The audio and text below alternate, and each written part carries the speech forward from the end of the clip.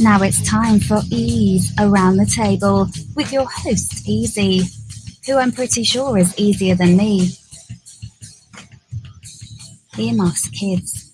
Adults only. Just the way I like it.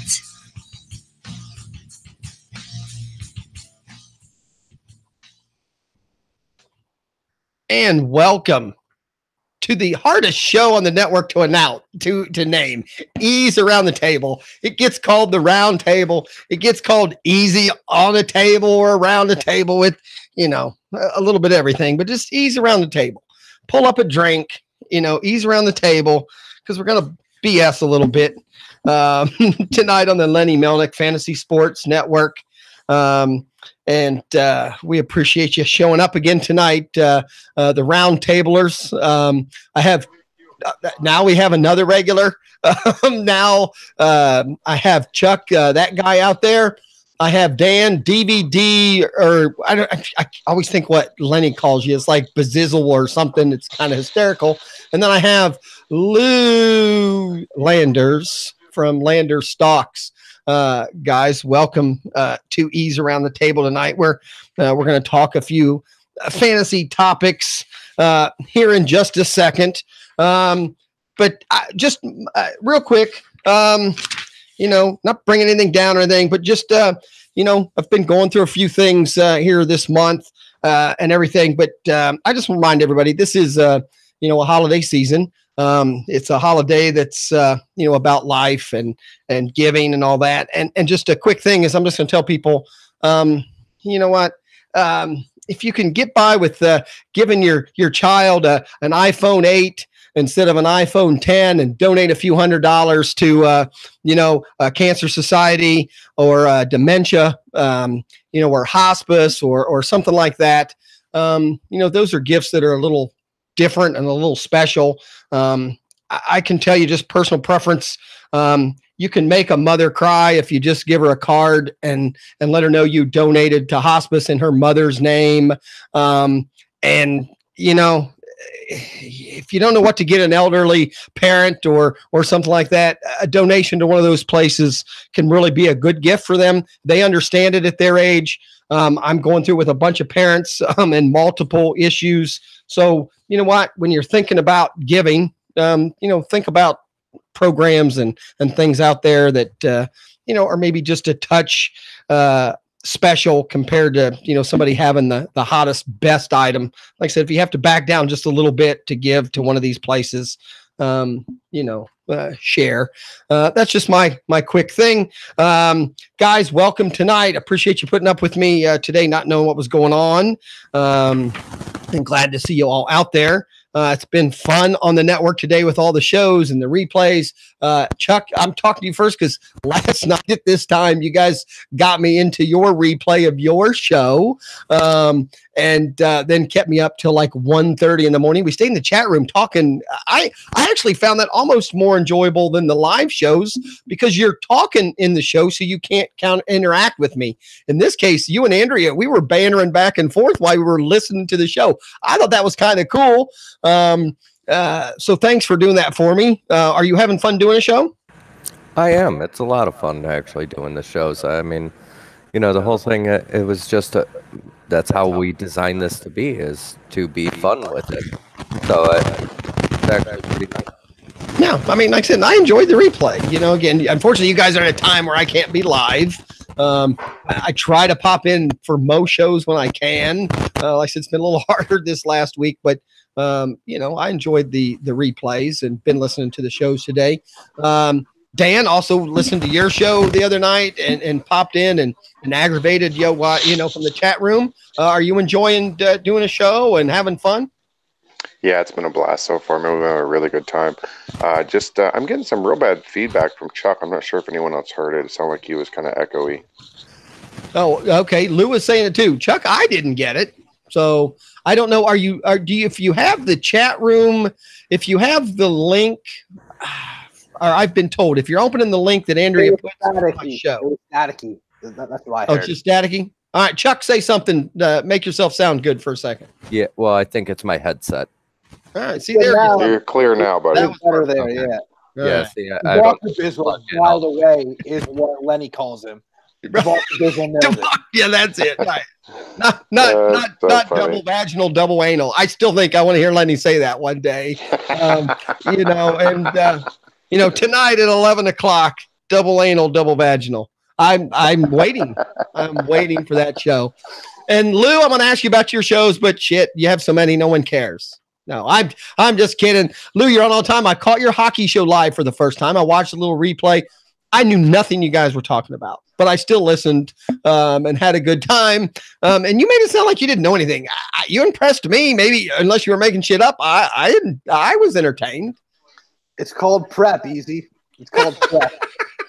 I do some. Don't. No, I'm not saying you do. I'm saying for hockey, if I don't have it, I got you. I got nothing. For baseball and football, I could probably do it in my sleep. For hockey, I used to be able to do it in my sleep when I lived in Canada. Now, I mean, I have to try just to find information. In Canada, it's thrown right in your face, like college football here. Well, maybe we need to do that one night. I thought about it while I was listening to your show. I guess, what time does the first hockey, hey, back to my ignorance, is it a match, a game? Game. A hockey game. What time does the first hockey game usually go in a night? 7 o'clock? 7-ish, same as baseball, same as basketball. So if we wanted to find like a 6 o'clock spot open one night and just build a DFS hockey lineup and talk it through, would that be something somebody'd be interested in doing? I've always heard if you do daily hockey, there's money there because it's, you know what? Brewery Mark was listening to our show today too. I saw him in the chat. Yeah, and we were talking about a couple players on the Calgary team, the Calgary Flames. And he said he's been using all those guys in DFS and making tons of money. So maybe he'd be interested in doing something along those lines. Yeah, I just thought that, just a one-night show where we build a lineup together, or he talks through maybe building a lineup or something. I don't know. Because like I said, I struggle with even pronouncing their names. So then when you go to look them up in the damn, I've heard people on the podcast, play. I'm not even going to make up a name because I couldn't make up a name that would be believable. Checking. Yeah, thank you. Yeah, the chicken names that JJ and I typically have the most trouble with are the French names. Yeah, right. I couldn't do it, and that's my point. When I'm listening to others, like even basketball and some of that, when someone says something, I'll go over to ESPN's player pool or Yahoo's player pool, and I type it in, and it pops right up. When it's hockey, I don't even know what the first letter is sometimes, so you can't even do it in alphabetical order because I know the letters aren't even the same in some cases. I'm like, oh, man. So who is the superstar right now? Who's the Wayne Gretzky of hockey right now? Or is there one? Maybe let me ask that. Sidney Crosby. Crosby still? Okay, so that's a name I know. Crosby's still out there, of course, but there's this kid, Connor McDavid, for the Oilers, who's amazing. Austin Matthews for the Leafs, who's amazing. Patrick Laine for the Jets, who's amazing. I mean, there's some really good players, but it's still Crosby and Ovechkin until they both retire, and then there'll be some new faces of the franchise. No, maybe I might need to ask. Because I did the Gretzky thing, meaning when Gretzky, I got to even think, when was Gretzky his prime? Late 80s? Early 90s? I would say mid 80s. Okay. Yeah. And I was in my 20s at that point, meaning I was into every sport. And obviously I watched him play, when he would be on, Sunday afternoons or something like that. I mean, that was the name, meaning, and I've not known a name since. I've heard of people, I've heard names, but meaning, he was the Michael Jordan of hockey, meaning you were told and sold that he was changing the game, and that and a non-hockey player could watch and go, oh shit, I get that, meaning I could watch him play hockey and go, he's better than everyone else. Did you watch him? Did you watch him more when he went to the Kings and then the Rangers, or did you watch him a bunch when he was still in Canada with the Oilers? With the Oilers. I mean, that's when I watched him the most. Obviously, he was still pretty popular when he moved on to LA, but I watched him when he was the kid. When he first came in, and then who was the other guy that was his Lemieux? Right, Lemieux, who ended up going to the Rangers, right, and won a cup there. No, not Lemieux. Oh, Mark Messier. Right. See, then I followed. So again, I followed Messier only because I knew him because of Gretzky. The two of them were, a thing. It was Jordan Pippen. And I don't know if it's just that happened at the right time of my age and my sports. I couldn't get enough, and back then there wasn't enough. We didn't have all the cable. Cable was kind of new then. ESPN had darts and duck pin. So, you still had to wait till Sunday or Saturday afternoons to watch a hockey game or whatever. And I watched, so. And easy. I mean, I'm sure Dan and Chuck can chime in here too. But I mean, it's hard to compare eras, of course, obviously, but Gretzky was so far superior to the rest of the league and the competition when he played. And I think there are guys nowadays that are as skilled as Wayne Gretzky. Oh, I agree with that too. Yeah. Actual skill in the league, although it might be watered down to an extent overall because there's more teams, the high level, high paid players, the amount of skill that they all have is so much better than what we saw from the top. And I've said that on other roundtables. I've said it on all the sports that our GOATs or our greatest players have gotten so good that our mediocre people have gotten so good that we miss, that big gap. Michael Jordan brought everybody up, and yeah, people say now. I mean, who was the pitcher today saying he'd strike out Babe Ruth every time? You can't compare eras. But all right, you bring up a good point though. So you can't necessarily compare talent from eras, but who's to say somebody that was that talented that had a chance to play in the era with the level of competition that we had couldn't rise to that level? Well, the problem I have with that, Dan, is people like the Babe Ruths and the Michael Jordans and the Wayne Gretzkys make everyone else better. So the next eras are better. So it's like, okay, people who go, well, in my era, we'd kill Gretzky now. Yeah, but you're that way because of him. You know what I'm saying? So, it's hard to switch back. You can't do that. The guy who says he can strike about Babe Ruth, sure, but Babe Ruth is the reason that the game is the way it is. And some people say Babe Ruth made baseball. Another thing is we're talking. It's a big difference too. Jordan and Gretzky still played. In the last 25 years, Babe Ruth played 100 years ago. Still changed the game. No, of course. Still changed the game. Even more to his defense. So the pitcher you're referring to is Adam Ottavino, who, believe it or not, is actually in talks with the Yankees. Sounds like a hockey player. So Adam Ottavino said he can strike out Babe Ruth, and I'm not doubting he can because he up. And although Babe Ruth was not a big, high strikeout guy, home run hitter, strike out a lot. But it's hard to knock Babe Ruth at all and say he couldn't compete today when he was by far and away the best player in the world, or at least in Major League Baseball at the time he was playing. He didn't have the workout regimens. He didn't have the health benefits. Right. He traveled by train. Like, there's so many factors. He probably never faced the kind of velocity that he would be facing today, though. He only played against white players, but he played in a time where baseball was the national pastime, and literally everybody in the country was playing it.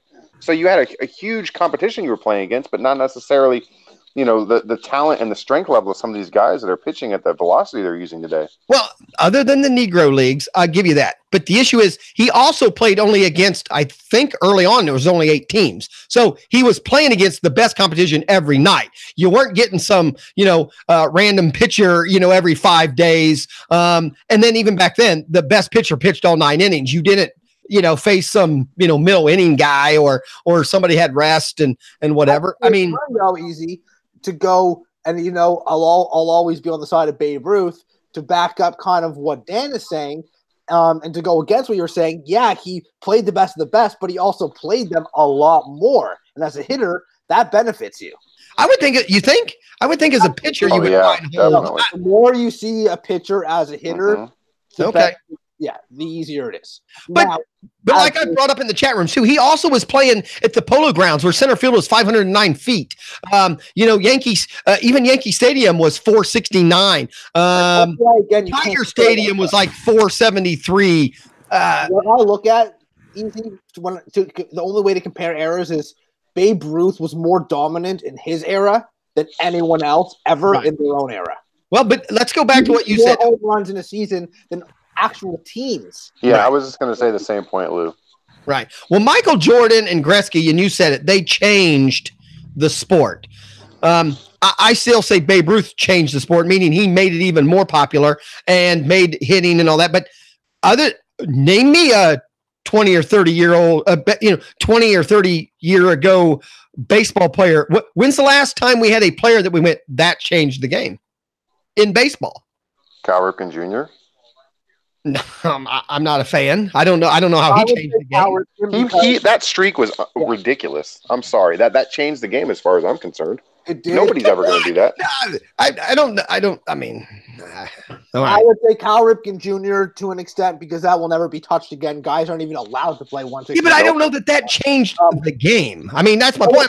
Game, Mark McGuire and Sammy Sosa. That was about 20 years ago.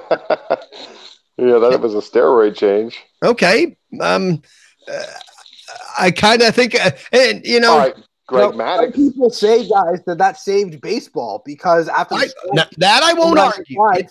It saved viewership. Yeah, but I mean, because after the strike in '95, baseball was taking a bit of a hit, and those guys. But again, the two players we're comparing is Gretzky and Jordan, and out of your own mouth said they changed the game. I'm still saying in baseball, I still can't come up with that one guy. You know, that's all I'm saying. Who? Jack, Griffey. Go ahead, jump in here. I mean, we'll get you involved. Well, that's what I was saying. Maybe Griffey, just because of the fact he was adding the speed element to that power. You know what? Griffey, I like. I like Griffey. He brought charisma. He brought a work ethic.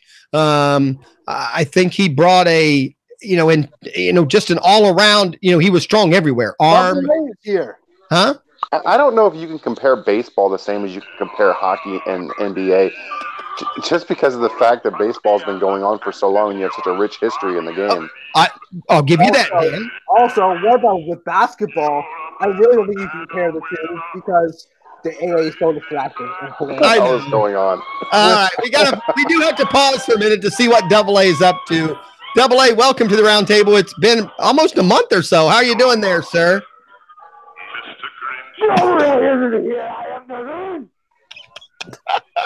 I don't even want to know where he's at.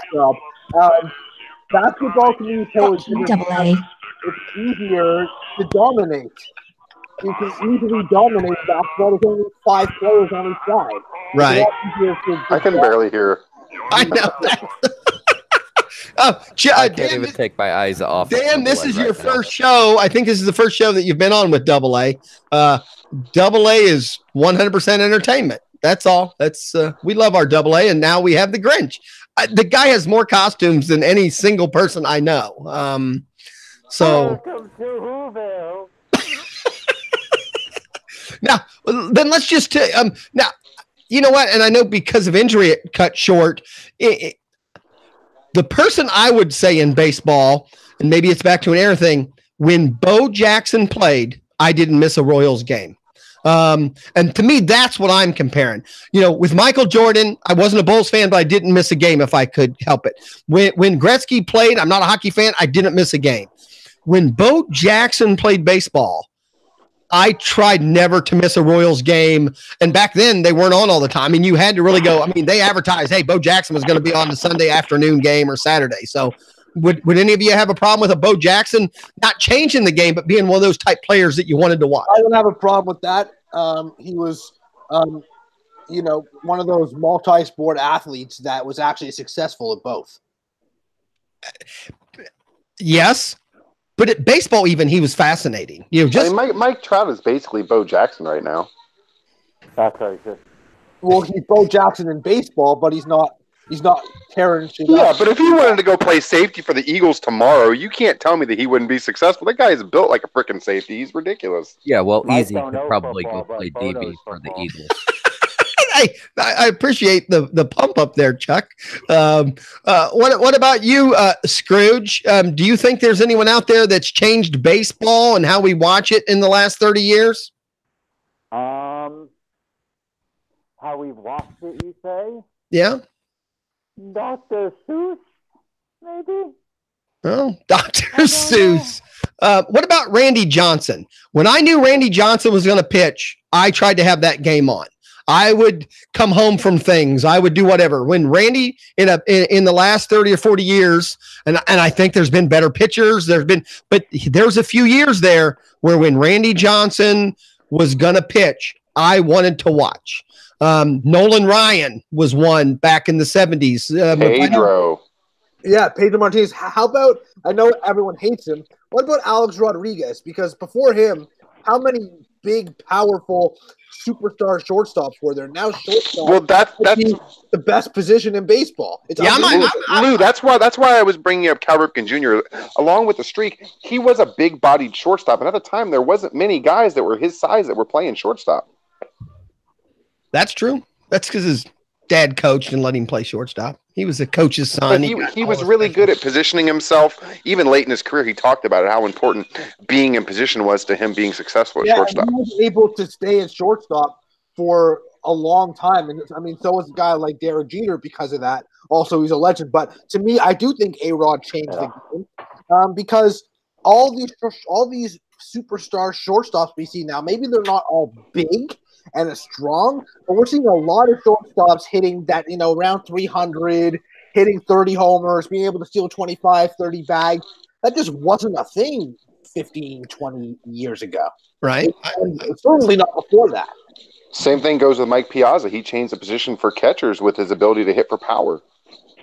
I once worked at a catering hall with this gay maitre d' named Gerard. He didn't know sports, but he knew when he saw Mike Piazza, he knew that guy. Leads me to believe Piazza was gay in the New York nightclub scene. Just saying. Okay, so he changed the game that way. I'll give you that. I'm going to give you that, Double A. I feel like I need some ecstasy or something. I was just going to say, I feel like I'm watching a bad acid trip or something like that. I'm pretty convinced there is ecstasy involved in the show right now. So, that's a typical Tuesday night for Double A. Fear and loathing in Double A. All right. I mean, I don't know if you can hear Chuck. You've got the youngest. No, Dan's got kids too. What's the little girl's name in the Scrooge story? Is it Lucy Lou or something? It's the fucking Grinch, dude. No, I know you're the Grinch. But the little girl in Newville that grabs his heart. Wow. Lucy Lou's the hot Asian actress from Charlie's Angels. Okay. And that other show that's like the Sherlock Holmes thing. What? Wait, bring the shirt up. What's on the shirt there, Double A? What's on the? Is that a Scrooge? I couldn't see the sweater. It's the Nature Boy. Oh, it's the Nature Boy. Oh, Lord. I love Double A is the best. All right. So there we go. We got a hockey. What about football in the last 30 years? Someone who has changed the game or the person that you would go, okay, that's the game I want to watch this week because I want to see that player, not the team. Tom Brady. How can you not say that? I was just going to say that. How many rules have they made for Tom Brady? The Tuck rule. I've never turned on a game to watch Tom Brady. I mean, you've never watched Super Bowl? Them. Well, yeah, I mean, I've watched him. That's not my point is. Well, I think he's saying he's never been like, oh, Tom Brady's on. I have to. Right. I never went Tom Brady's on and going to see something I've never seen. I did do that with Dan Marino because Dan Marino was the first one of the quarterbacks that made it for Tom Brady to do what he does, which is throw every play. So in my mind, in football in the last 30-ish years or whatever, it was Dan Marino. He came in as a rookie and Malpal in the chat room, Lawrence Taylor. I would have to agree with that. Yes, there you go. LC, baby. Yes. You had to watch the Giants back then. I would, that definitely. How about White Sox Al in the chat room saying, can we get back to the baseball talk, please? No. When he has his own show, he can talk baseball the whole time. But this is EEEZ Around the Table. And we're just talk general stuff, and that's fine. The same thing in the chat room. Brooks just said more baseball talk. I love that. I love that this discussion started with talking about the hockey podcast and who's important in hockey nowadays, and now all of a sudden we're talking about I don't even know what we're talking about now. Well, right now we're just talking about great. We're talking about players that made you turn on and watch an event. I mean, I think that's pretty important. What? For me personally, for football, I've never had any of those one player that stands out to me. Not even Barry? I was going to say Barry Sanders might be the closest. Barry Sanders in football might be the closest thing to it. Although there was a time when I really wanted to watch Adrian Peterson and Marshawn Lynch too. And I'm not saying that those. I mean, AP is spectacular, but there was just something about Marshawn Lynch for a while when he was with the Bucs. You didn't want to miss. You didn't want to miss a play because there could be any time where he could just break something out, or he does. Remember that Derrick Henry play on Thursday Night Football the other day? I don't know what's happening. Do we have an alien? No, I'll mute him here for a second. Yeah. Let him get situated. On Thursday Night Football was incredible. But how many times, maybe not for 99 yards, do we see Marshawn Lynch do shit like that was even more spectacular? Hey, Barry Sanders. I mean, Barry Sanders. Yeah, Detroit sucked, but you turned on you turned on the TV to watch Barry Sanders. I mean, I also loved watching. I mean, there are players I loved to watch, like Randy Moss and Jerry Rice too, Terrell Owens. I mean, I loved turning on to watch all those guys. Michael Vick.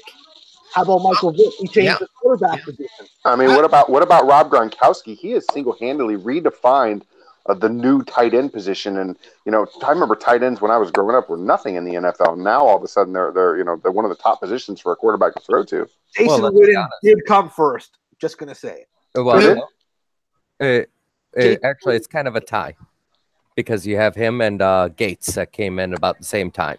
Yeah, I guess. Yeah, but before that, you had what's his name for Green Bay? Okay. Well, I was going back further, but Kellen Winslow. Right. I think Senior?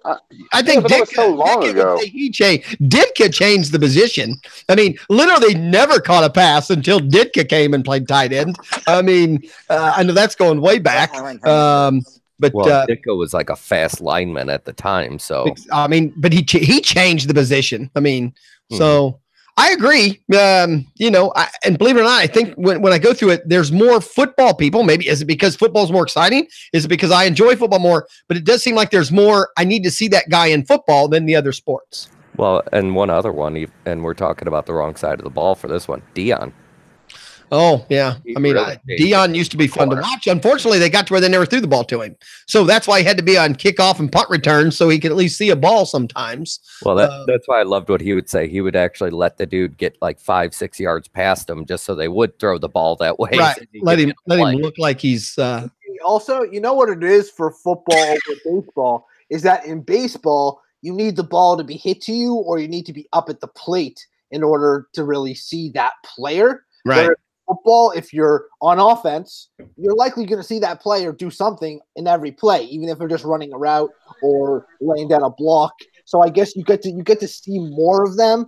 The game script and the way the game happens isn't necessarily dictating how much you see of a player. Whereas in baseball, again, the ball's not hit at you, you're not at the plate, or you're not on the mound, then you're not really getting the exposure.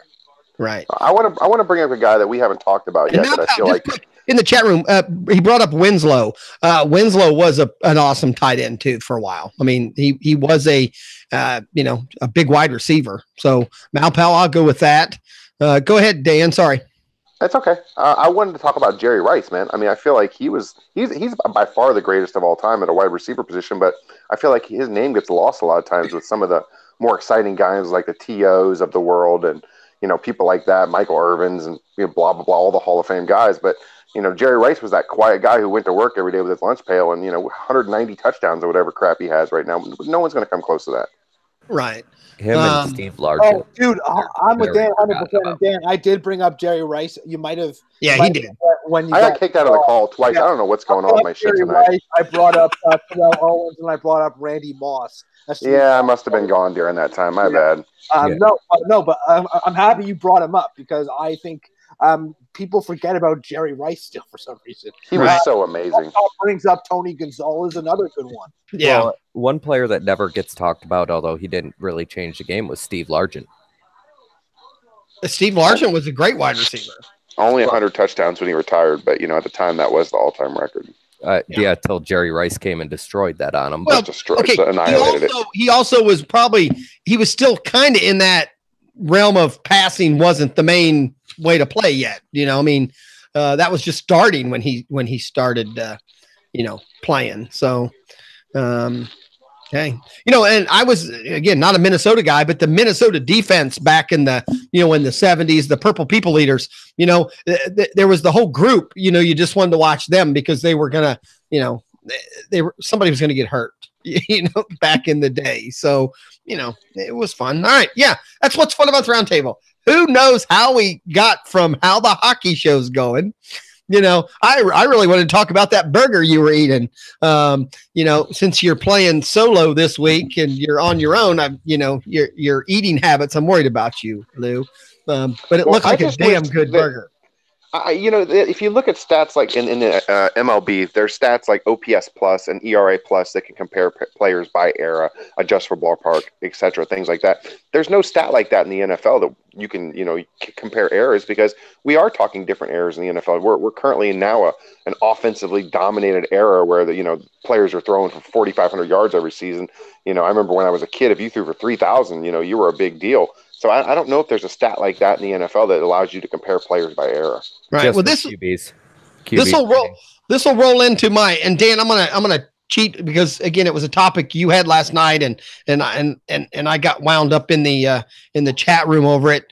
But I'm gonna take it a little different way, and that's you guys were talking about the shift and should they make rules, for the shift and all that. I'm adamant against rules like that. And that's where I want to take the question.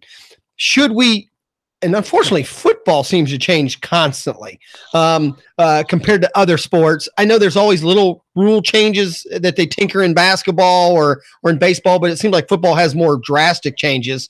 But don't we, I guess I always believe that I trust the players to adjust, meaning, they're professionals, and when things are one-sided, I feel the players in the game itself will adjust and bring it back on course, more than all these rule changes, because unfortunately, it seems like whenever they change a rule or change something, unfortunately, no one really knows what's going to happen until the games start being played, and then you quickly can go, "Oh, that isn't working," or yes, someone's now taking advantage of the rule more than they thought. That type thing. What do you guys think? Do you think that we should just keep the rules the way they are and let the players adapt and figure out how to beat that or compete against that? Or do we like these rules committees, or do you guys prefer the rules committees changing the rules to make the game the way you want to watch it? Well, baseball especially, they have to do something about this shift rule. These guys are not college graduates like on the level these super smart stat guys are, and I believe they're ruining the game with what they're doing. Well, and again, I'm adamant that they're not. I mean, you can maybe have a whole show one night about it.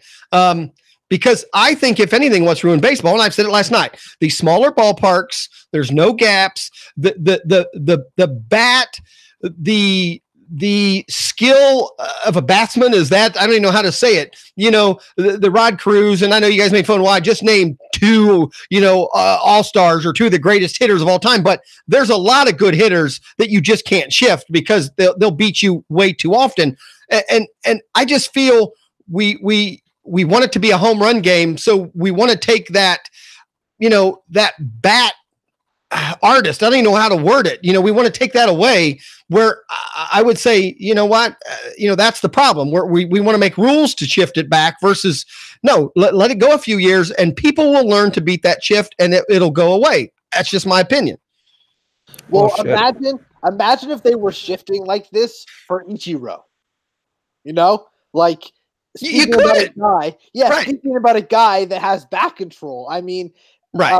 Bat control. Thank you. That's the word I was hunting. The whole thing about the shift is, it's freaking annoying. I mean, especially like for as a Yankees fan, they used to have all these left-handed hitters, and they always get robbed from the shift. It really frustrates the hell out of me. But I mean, you have to try and do the whole thing about professional sports, and we see it in baseball, is trying to find that competitive advantage without having to use performance-enhancing drugs, whether it be the opener or the shifts and this and that. And when something works, it's a copycat league. You hear Lenny say it all the time. Yeah.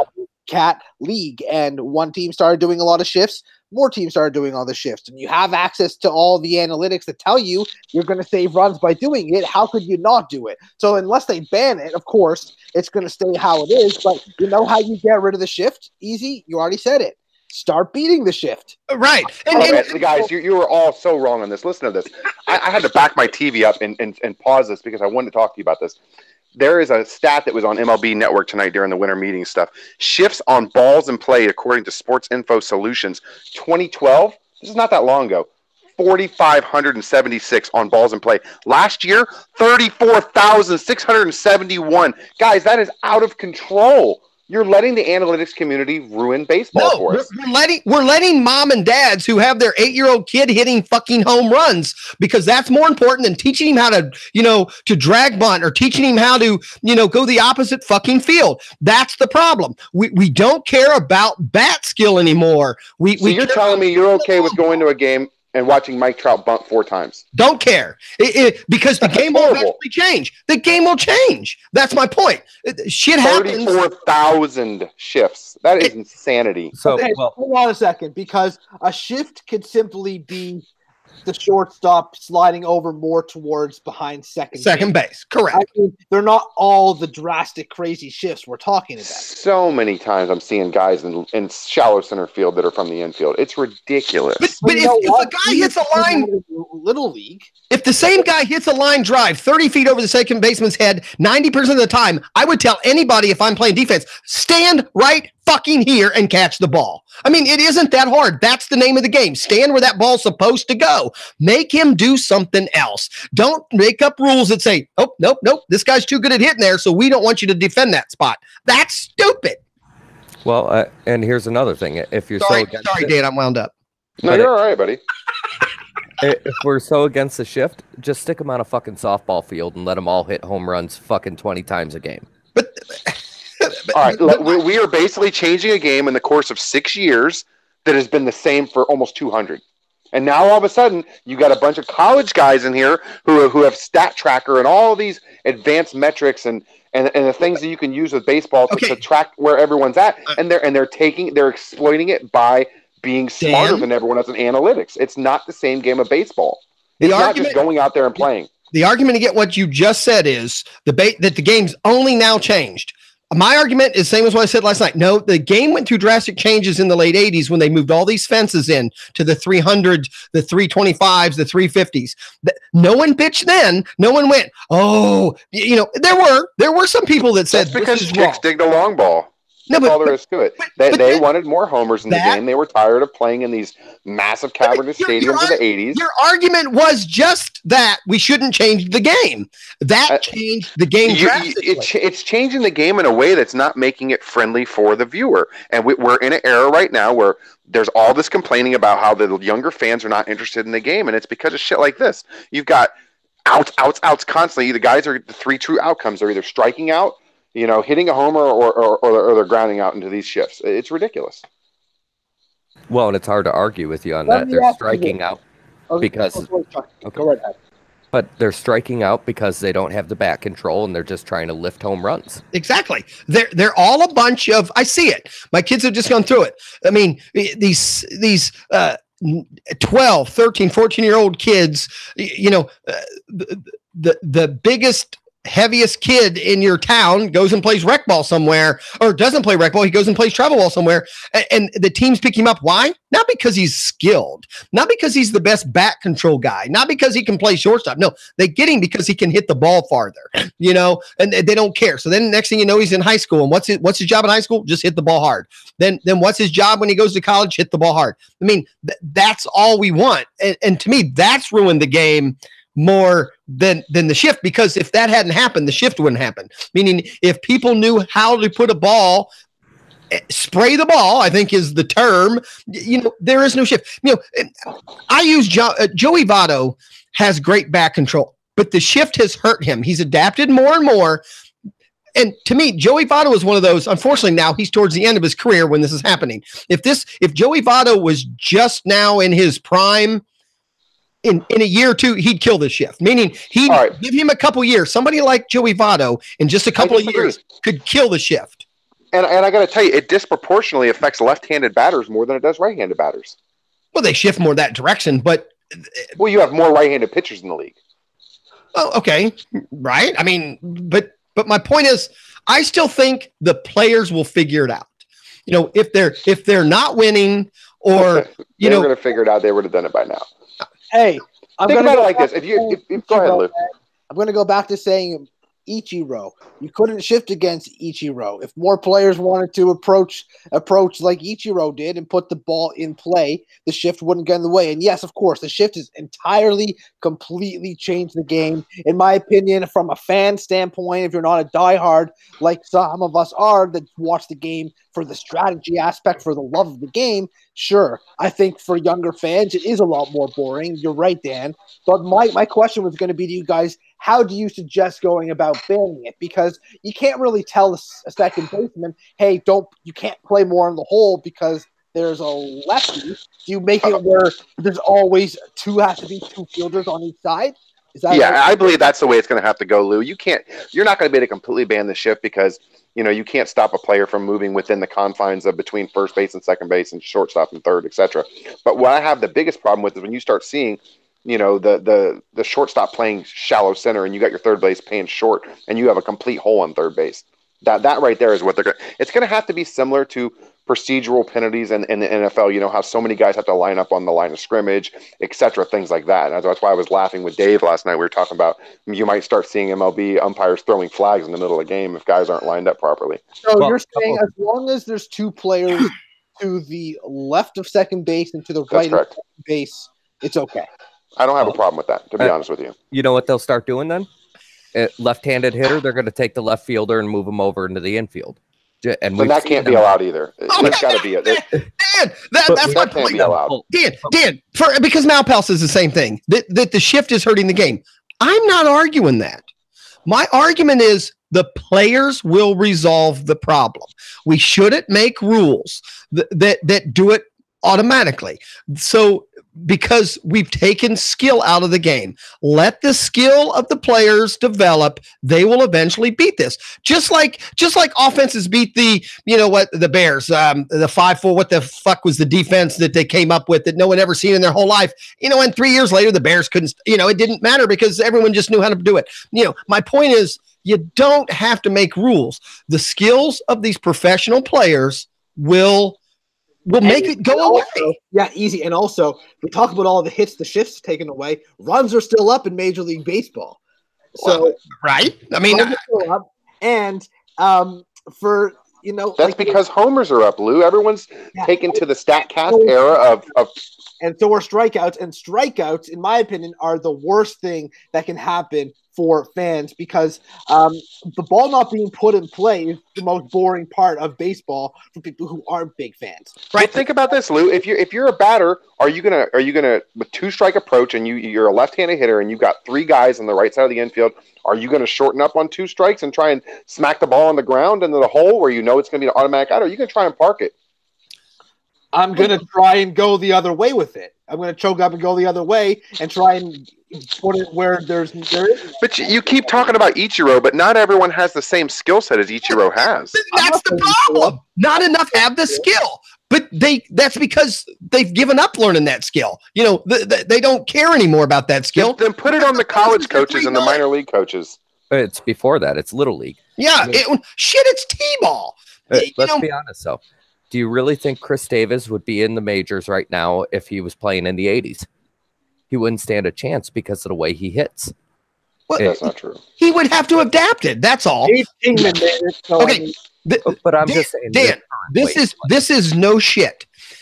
I saw a rec program that had T-ball, they set the tee up out in the infield more. Why?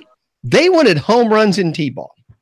They actually brought little fences in one field and set the tee out closer to second base so that kids, because parents felt that even at that age, well, it's fun to the kids just enjoy hitting home runs. I mean, that's the point. They do. That's ruining the game, Dan. That's ruining the game, not the shift. That's my point. I got to tell you about the drink I'm drinking right now. This is not. This is. I don't know if any of you have you ever heard of hot buttered rum. You know, hot buttered rum is an excellent drink. I've drank it multiple times.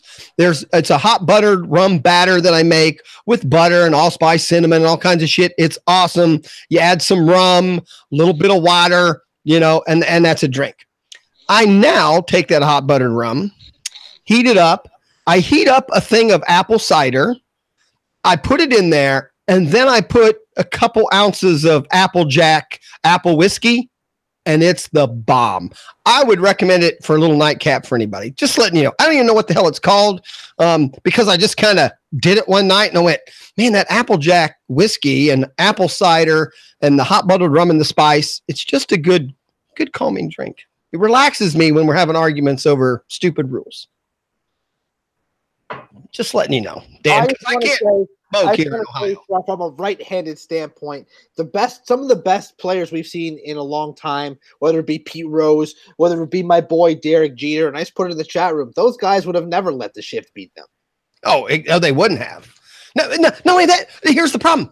The other teams would have known not to do it. You just wouldn't shift Rod Carew. You just wouldn't do the shift. You know, I mean, again, I still believe, Dan, the problem is fields. If the fields were still big, we'd have gaps. We'd have more doubles, more triples. And to me, those are more exciting than home runs. I'm sorry. That's my old dime baseball, type thing. So, open the fields. If the fields were bigger, it'd be hard to shift because you could still shift, but there'd still be enough gap out there that it'd be a little harder.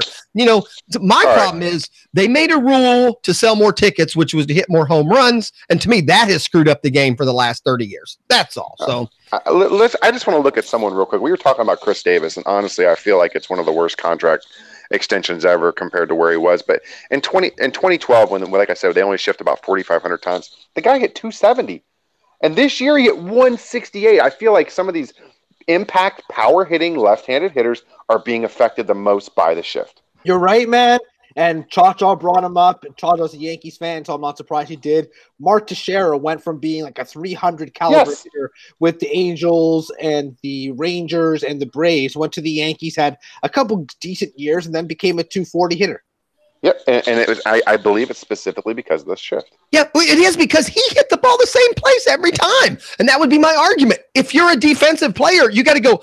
He's gonna hit it here. Go stand here. I mean, without analytics, are you gonna tell me that the fucking guys in baseball are sitting in the dugout and are smart enough to figure this shit out? Yeah, it's not possible. I have, because you make fun of it. Talking, well, they might as well play softball. I do play softball, and I've played it for 35 years. I do too. In softball, if a bastard hits the ball there 3 times, as the pitcher, I'm turning around and going, "Hey, dumbass, come over here and stand." I play. Sure, it's a little easier to do that with your eyes, but you don't have StatCast sitting there tracking every single at bat from Joe Schmo the batter his entire softball career. Well, and you just don't.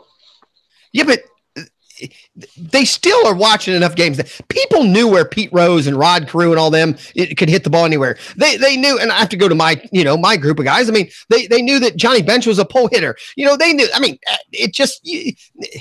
they know enough. They have scouts everywhere, and they weren't idiots before these numbers were in a computer. Well, and you notice, I believe, wasn't Juan Pierre a left-handed hitter? Not a power hitter, but they would have never shifted against him because he would have just laid one down. Because he had speed, though. You cannot say that you're going to bunt a ball when you're C.J. Cron or one of these, somewhat big first basemen. You can't hustle down the line with the same speed that an Ichiro or Juan Pierre could do. You do not have to be that fast to run out a bunt when the shift is on. Exactly. I agree. Okay, but The thing is, another thing that we're missing here is that some of the guys we've talked about are guys that were in the middle of their careers or the end of their careers when the shifts became a real thing. Right. That's why I brought up Votto. It's very unfair to ask them to adjust at 32 or 35. Right. It's the new players coming into the league that have no excuse. Right, because the coaches will tell them, hey, if you're going to make it in the bigs, you got to be able to spread the ball. You got to be able to go different fields. Chris Davis had already become an established player. Teixeira was already an MVP candidate and all-star. I mean, the examples. But guys coming into the league now, the 20, 21, 26, right. Ronald Acuna Jr., Vlad Guerrero Jr., these guys have no excuse. Lou, I mean, maybe you said it better than that was kind of where I was going with the Votto thing, meaning Votto has the bat skill to change if he wasn't at the end of his career. That was kind of what I was saying. I agree. If Votto would have been one of those players in his prime, give him a year or two, the shift wouldn't be a problem. The problem now is he's grown up, to where the shift wasn't apart, and it's a little harder for him to just change. But I even think Votto in the next year or two, you're going to see a big change. He's going to go opposite field because he started doing a little more this year. I mean, he does have back control. Correct. But the question is, and I don't know if we have a definitive answer, is 10 years from now, if the shift is still a thing, will it be a problem because will all the new players coming into the league haven't adapted to it with all the guys who previously were in the league for a long time and didn't have to do it, all retired, and most of them will be retired in the next 10, 12 years. How does the new players coming into the league continue to adjust to it? The shift might not be a problem 10 years from now. Isn't that what makes baseball fun, Dan? And I'll ask you, I mean, the fact that things change, not even just game to game, inning to inning, meaning, in baseball, I always like the idea that, yes, and I'll go even back to the players you talk about, the Pete Roses, Rod Cruz, there were innings where they got up knowing, they had such back control. Rod Carew could hit a home run when he needed. I mean, not that people could just hit home runs when they need, but you know what I'm saying? Rod Carew knew situations. And in baseball, that changes from inning to inning sometimes. And to me, having that bat skill to go, okay, right now we need a single, or I need to try, a gap, or I need a home run. I mean, good hitters should have the ability to do that. I mean, because that's what I love about baseball. Even that's what I love about men's softball. Every inning, every pitch, every at bat is a little different than the last one. So, sure. I mean, that's the fun part. And that's what started this art, because I'm not arguing with you that it isn't ruined the game to a point. I'm just saying, I think we need to let the players work it out with skill, not draw white lines on the field and say, you can't cross this. That's my point, because now the skill doesn't have to get any better, and I want to see the skill get better. I'd like to. Hey, Ichiro, I got to say, when we were talking players you might watch early in his career, I got to tell you, he was a player. If Seattle was playing, I wanted to watch, and the Pete Rose, the Rod Cruz, I wanted to watch them too. I mean, bat skill is, to me, something that's missing now in the game to a lot. I mean, and I think that's why, to be honest, Votto has really been popular with the Reds, because he had power. He does a lot, but I think a lot of people looked at him as like, hey, this guy has bat. Votto is an on-base monster, though. I mean, he has a keen eye. I mean, he's consistently led the league in on-base percentage every year. He walks. The shift has hurt him, though. I mean, the shift has hurt him, but he's still walking a ton. He is, Dan, 100%. Can you guys imagine if there was a rule, though, where it's like in the NFL, like when if the quarterback passes the line of scrimmage, any part of their body is over the line. So can you imagine if they actually created a line in baseball that the fielders on the second base side, shortstop side couldn't cross, and you actually got an instant replay in the bottom of the ninth with 2 outs, tie game, and the call was reversed. They went to instant replay to see if the shortstop was correctly on the right side or the left side. Lou, you're bringing up a good point, but let's just say in a perfect scenario where I was to create the rule, you would be listen. Here's the perfect scenario. You're allowed to be in those positions before the pitch has left the pitcher's hand. Once that pitch leaves the pitcher's hand, if you're fast enough to get your ass to that center field to stop that ball, so be it. I mean, absolutely. But what I'm saying is they'd actually go to instant replay and look, where was he before the pitch was thrown? And he's like 3 inches over the line, and it becomes a single, and a team wins on replay in the bottom of the ninth because a guy was standing too close to the second base bag. I mean, that's interesting. I guess the other way, I kind of last night, the other thing I thought of, what if they drew circles? Meaning, until the ball leaves the pitcher's hand, you all 7 have to stand in these circles. Once the ball lets out of that pitcher's hand, you can move wherever you want. Sure. I mean, but that seems crazy. I mean, I just. Is using an opener any less crazy, or some of these crazy things where we're seeing, starting pitchers going away and mass bullpen usage, and there's so many crazy things at all. There's so many things that Statcast is doing right now to the game. But the opener's not changing the rules of the game. The opener is just taking advantage of having guys that throw gas that can come in and get out the first. Guys, I guess the point I'm ultimately trying to make with all of this is it's not fan friendly to Joe Schmo, the young fan. Like guys like us, we love debating this stuff. We love talking. I'll watch baseball no matter what, ships or not. But when they're talking all this crap about implementing pitch clocks and slowing, speeding games up, etc., to make the game more friendly to the younger fans, and you're gonna do shit like this, and it makes it the exact opposite, I have a problem with it. The mound visit count drives me crazy. The pitch clock drives me crazy. Yes. The instant replay, although I like that they can get it right, drives me absolutely insane. It needs to be faster. Yeah, we can move on to another topic that's still kind of about this. So I'll decide when we change. I've always thought instant replay. Why is there not, instead of going back to the big booth in New York with all those nerds sitting there with their headphones and looking at the screens and all that shit, why is there not an extra umpire sitting in a booth somewhere in a press box who is going over every replay? By the time the ump goes over and puts on his mic, the other ump that's sitting up there in the press box will be safe or out. Lou, I'll give you one reason why. That's 15 extra jobs MLB has to employ every year for the umpire position. No, it's not. It's 15 yes, it is. You got to have one in every game. They don't care. It's 15 more commercials. That's what it is. My argument, Dan, and because he brought it up, in my lifetime, the instant replay to me has hurt the game more than any shift or anything like that. Let the umpire, I'm sorry. No way. Yeah, because you're wrong again, Dan. I love you. Okay, dude. What about the 2012? What was it? The perfect game for the Detroit Tigers. I forget who the hell was throwing it at the time. That game was ruined by Jim Joyce at first base. Thank you. And Jim Joyce, and you're telling me you wouldn't want instant replay to save that perfect game? No, what I'm saying is, give me a fucking break. No, Dan. Here's my problem with Dan, is that think about the 50, 60 years before that. I mean, we don't know because I wasn't alive, but I'm sure there's other perfect games in history that were ruined by something very similar. Maybe not. I want to say, what about like the 83 World Series with the Cardinals, with that horrible play 85 against the Royals, that horrible play at first base where he missed him by 3 steps and he called him safe when he was out, and the Royals go on to win that World Series. Cardinals got jobbed. If there was instant replay, that game changes. Dan, hold on. Just so you know, it is on my notes. So I don't even know. It's on my notes, this exact topic. Because here's the problem with your argument. Because I'm easy kill. This is my show. My problem is everyone can make mistakes during a ball game. But we act like the umpires can't. Meaning the game is not pure like that. Coaches make mistakes every game. Managers make mistakes every game. Players make mental mistakes. They make physical mistakes. Everyone makes mistakes. That's part of the game. We don't ever say, oh, if what's his name hadn't got that error, he'd have ruined that perfect game. He did, but we don't care because he was playing. Umpires are doing their best. So my point is, if you're not going to have computers running, the computer isn't a player also. There's not a computer guy batting. There's not a computer guy throwing the ball. Then the human factor of a game played by humans should be monitored and controlled by humans, and let's just keep playing.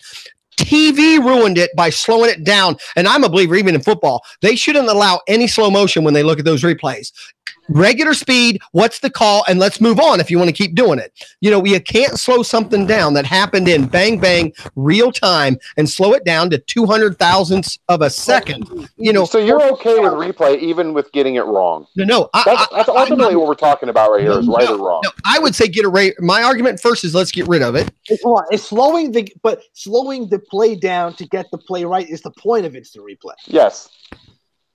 100%. I'm in total. The point of umpires is to do the best they can, just like the point of the players and the coaches. Instant replay, you absolutely should be slowing it down because you have to be able to make the right call. But the argument, honestly, the argument started because people aren't showing up because the game's too long and it's too slowed down. Now you want to slow it down even more to show a replay. Get rid of umpires altogether. Give me a robot strike zone. I'm at this point. We have StatCast is able to.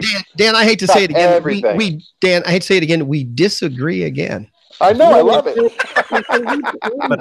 Can we please send this to Rob Manfred and the owners and the Players Association? Please get me a fifth umpire in every single ballpark for every game, and you will not take 4 hours to get a call right. That should take 30 seconds. The guy goes over, calls up to the dude in the press box. Yo, dude, was it safe or out? Was it foul or fair? And the guy gives him an answer, and he walks back. He waddles back because most of these guys, they know they do waddle, and that's it. And he makes the play. It doesn't even take 10 minutes to get a play that you can see after one replay. That's my problem with the instant replay in Major League Baseball, is that it's slowing shit down too much. I like that they have it. I like that they have it and they can get it right, but they need to make improvements to it to make sure that it isn't completely. But we're trying to perfect something that shouldn't be perfect. I know we want it as a fan to be perfect, and obviously when they change the call against your team, you're pissed. So that's the problem. Maybe it's because I grew up so long without instant replay, and I never once didn't enjoy watching the game because I always realized that those umpires were doing the best. I really believe that 99.9% of them were not, making a bad call on purpose. They weren't doing it to hurt a team or not. So you've got umpires' jerseys hanging in your closet, right? You pay money to go to you root for the umpires when you go there? You're fans of them? No, I'm saying they're doing a job. They're doing the best they can. I don't care about that. I agree with you. I umped baseball for about 7 years. And I'm sure I got some calls right, and I'm sure I got some calls wrong. But I certainly would have benefited from having instant replay to make sure I got all my calls right. Yeah, but even then it's not right. We've all watched an instant replay in whatever sport and gone, they even got it wrong after watching the replay. I mean, because of the stupid ass rules they have, though. It's like, it was called safe on the field, and there's no. I hate that shit. No legitimate evidence to prove otherwise, so we'll leave it as safe. I hate that shit. I know. 100% tell. We're gonna leave it as safe. Hold on. The people in the chat room, the people that are at the Lenny Melnick FantasySports.com, the Legend Sports Network, all of them would still watch tomorrow if they said instant replay goes away. We'd all still watch baseball, and we'd all enjoy it 90% of the time. We wouldn't question or argue. I mean, we get up. I mean, that was. Trust me, I've been there. The next day you'd go out drink with your buddies, and you'd debate over that shitty call an umpire made. That was almost as much fun as the game. I wrote a paper in college my first year about the need to implement instant replay. Believe it or not. And my main examples were the one that Dan brought up in the World Series. Yeah. Jeffrey Mayer, Derek Jeter home run in the 1996 American League Championship Series versus the Orioles, and the Matt Holliday slide into home plate when he was a member of the Rockies to beat the Padres. These are things that they have to get right in big-time situations like this. And I'm not saying they're so much more important than over the 162-game span, because that one win or loss could hurt you. But to have a championship series or a playoff berth or a World Series decided by a play that is just a complete botchery by the umpire is just not right when you have the technology to get it right nowadays. Dan? Chuck, you were trying to make a point a while ago, buddy. I know you got cut off, and we've just been freaking talking over you. Sorry, Jack. Sorry. What I was going to say, though, is that EEZ actually had made a point a couple of weeks ago. How many times do we watch? And baseball is much harder, so I can't really advocate for it with this. But with football, how many times do we watch the actual play, and we see it in live play and know that, it's a touchdown. It's not a touchdown. They still have to go to instant replay for 20 minutes to figure out what the hell happened. And I still don't know why they can't afford big fucking TVs to look at instead of those little damn 8-inch, Amazon tablets they're looking at. I'm like, up above it in Dallas, that stadium's got like one of the biggest TVs in the world. It's like 800 miles by 800 miles, but nope, they're looking at an 8-inch tablet. Brought up, guys, by Malpow, and let's debate it a little bit here, is there are bad calls that can't be challenged due to teams running out of challenges. He says either go all in or eliminate it.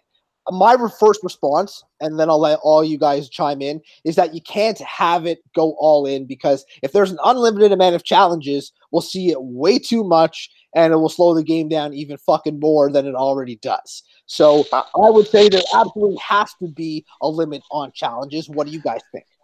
How do you feel about the fact that they're justified by the team, or do you feel like they should all be, umpires are reviewing them no matter what, that they make the decision, not because I hate that, when an umpire's in the dugout and he gets a phone call from the guy in the box who's going, yeah, you should challenge it, or no, you shouldn't challenge it, and they wait that Isn't that what they do in time college? right there. Isn't college? No, I'm talking about MLB. I'm talking about MLB. Okay, we were on football. I thought Lou was on football, but. I'm just any sport. You have that delay time from the guy in the booth who's watching it on their monitor down to the coach, and the coach will either throw the flag or what the hell ever at that point. I feel like it should be on the umpire to make, or the guy in the booth who's the umpire making the call, and hey, this play needs to be reviewed because it was wrong. Right. I mean, I'm guessing if we go back to baseball, like just the safe out, I'm assuming we have the technology to microchip the ball, the gloves, the feet, the bag. I'd assume there's a way just the light comes on and we know he's safe. I mean, I'm guessing that technology wouldn't be that hard. But back to what Lou's saying, I mean, in college football, it is just there's a referee that's watching the game on a TV somewhere, and he'll call down and say, "Now, give me a second, let me watch this." And then sometimes you'll just see him, okay, go on, and they, so I think in major college football, they're doing it that way. In the NFL, I'm back to the same way in the NFL. I mean,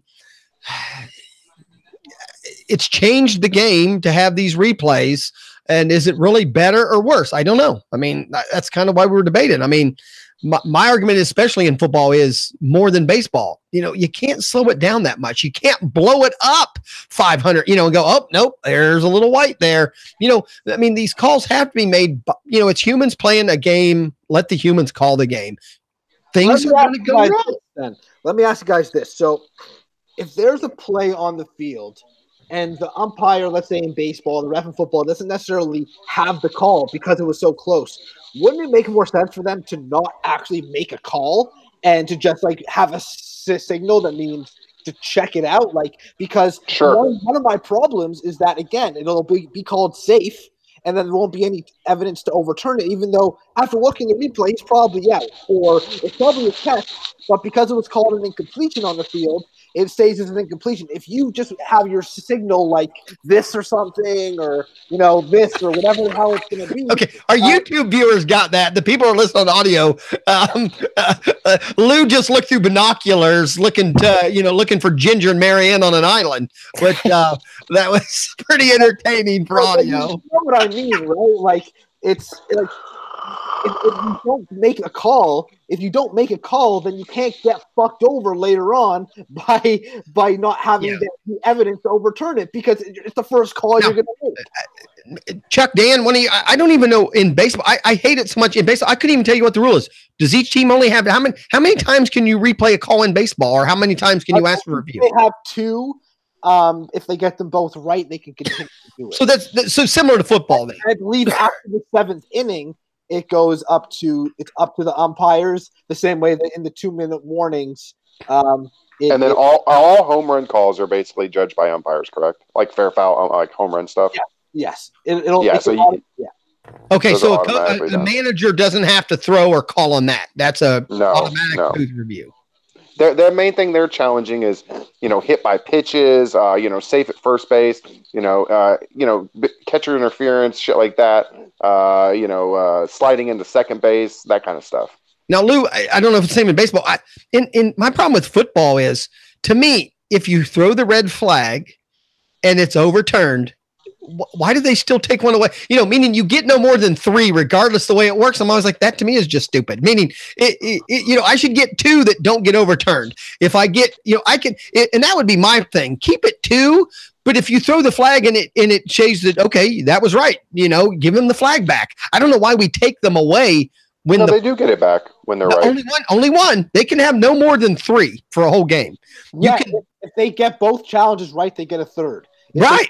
Both challenges right. You lose the challenge, Dan. You lose the flag even if you get it right. So my point is, if it's wrong and I threw the flag, just give me my flag back. That would be that's the meaning. I can throw it 8 times, meaning you guys suck today, and I threw it 8 times and all 8 were turned over, so I can throw it a 9th if I want. So I think in baseball, I guess I don't even understand why they do that, Okay, so I want to bring up a point about baseball with officiating in general. There's been a lot of problem with officials in MLB. Now, I know the same thing is true for NBA in the past, and NFL this season has been a lot of complaining. But I'm not sure if you're aware of this, but MLB umpires can't be demoted to the minor leagues. So once they come up, they're up no matter how good or bad they are. They have a union that has these rules set in stone.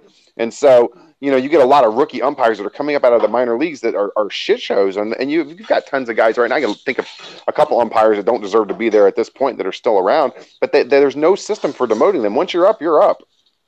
Well, why don't they go more like the NFL? What is it? 2 refs have been fired over bad calls so far this year.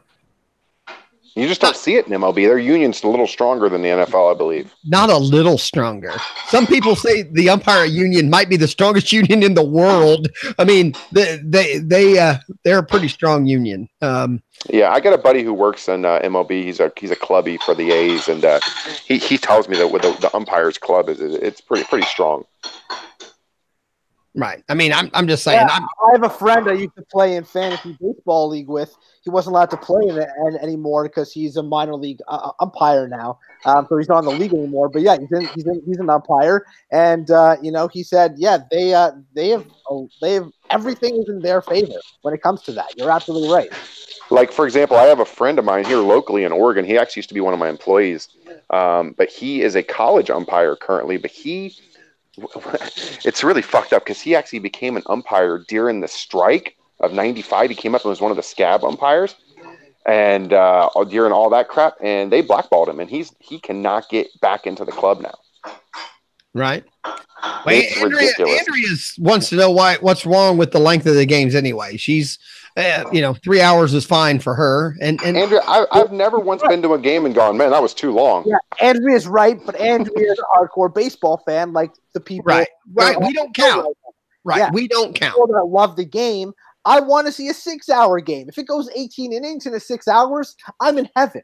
Okay, you are, and I am, but Lou, the first time you take I'm trying to think my kids' ages, so I think maybe the first time I took a 6-year-old and a 4-year-old, trust me, as big of a fan as I was, truly the first Reds game I took my kids was to see they played the Giants. Extenuating circumstances, though. So they got to see Barry Bonds, but I'm just letting you know, if that game would have gone in extra innings, I'd have shot myself, and I love the game, but which is part of the problem, I don't think, guys, it's so much the live game that we're worried about. I believe it's the TV game that people complain about, that it drags on too much on TV, and they can't watch it on TV, etc. And I'm not really sure what you're going to be able to do to change that. The previous button on the remote is for. Have a backup, so when the game is slower in commercial, you press previous, you watch something for a minute and a half or 2 minutes, and go back to the baseball game. Right. Well, and it's back to MLB package.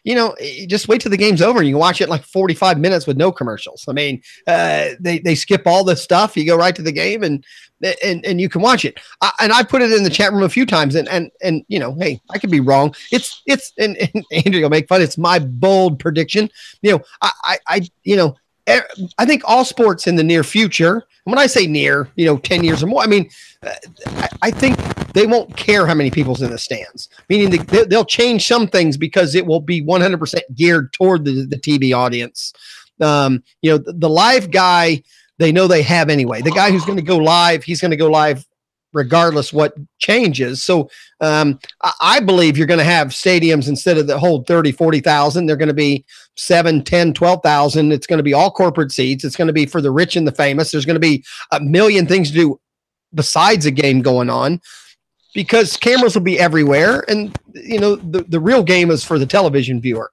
I think that's where it's going to go. I hope not. I don't believe television is the future, man. MLB's got to get on board with the streaming services. And currently, right now, they are dropping the ball MLB's so the hard. Number one. MLB's the number one. Listen, though, but all right, so I want to give you an example. I live in Oregon, okay? I live 8 hours from Seattle, and I live 6 hours from the Bay Area where the Giants and the A's play. I get blacked out on all three markets on my MLB at Bat app, and I can't watch any games for the teams that I like in my markets on the go. Problem. That's not a streaming problem. No, but it is though. You're black. MLB is a regional sport, okay? And so most fans of teams want to watch their teams in their region. And you're going to tell me I'm paying $150 a year to not be able to watch the teams in my market? It's ridiculous. I can't say that because I understand what you're saying. But what I'm saying is super easy. I mean, I'm in LA, and unless I have Time Warner Cable, I can't watch the Dodgers. But that's my problem. That's not a streaming problem. That's an LA contract. That's an LA contract, and the MLB. It's the Dodgers that have that contract, and MLB has to abide by it. MLB is not the problem here. The greedy owners in these areas, they're the ones to blame. That's my point. Okay, you're blaming the wrong MLB needs to step up to the plate and say, okay, if you're going to allow all these regional teams to have regional market contracts with MLB is the owner. I understand, but if they say, okay, for example, the Giants have MSNBC or NBC Bay Area, okay, they should allow NBC Bay Area to have an app that streams that and pick it up through the baseball app, so that everyone's getting a piece of the pie. They're getting their streaming rights. But the fans are what's important here, not the dollars and cents. No. To them, it's the dollars and cents. And I'm saying, but without us, they're not going to continue to have them. Okay. And until they're hurt, it's back to the same thing. Let the shift continue. And then let people, things will adjust. If they keep going that way and people start losing, then they'll say, well, wait, we better put this on television. We better let them stream it.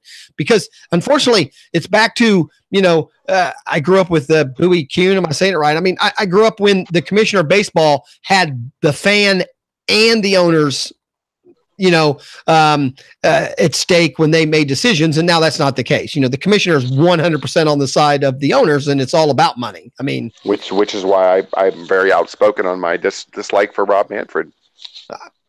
I'm not going to argue that. I mean, I still love Marge Schott. I can't help it.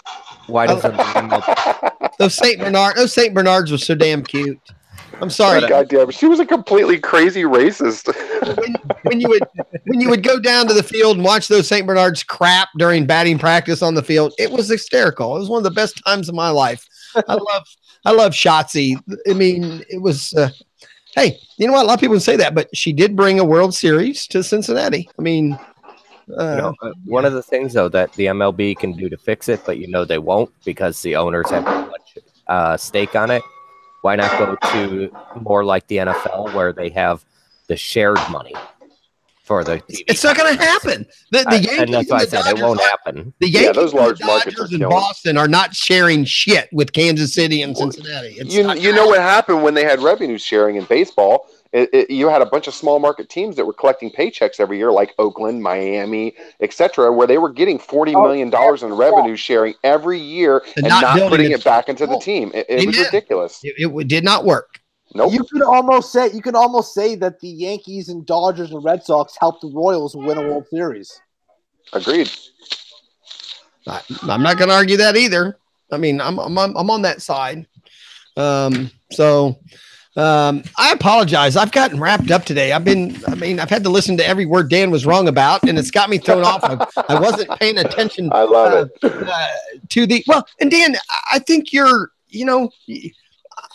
I'm a fan, but I'm not a hardcore fan. So I think that's where me and you differ a little bit, and I think that's good. I mean, I'm a little bit obsessed with baseball, and like I said, the problem is they know they have you.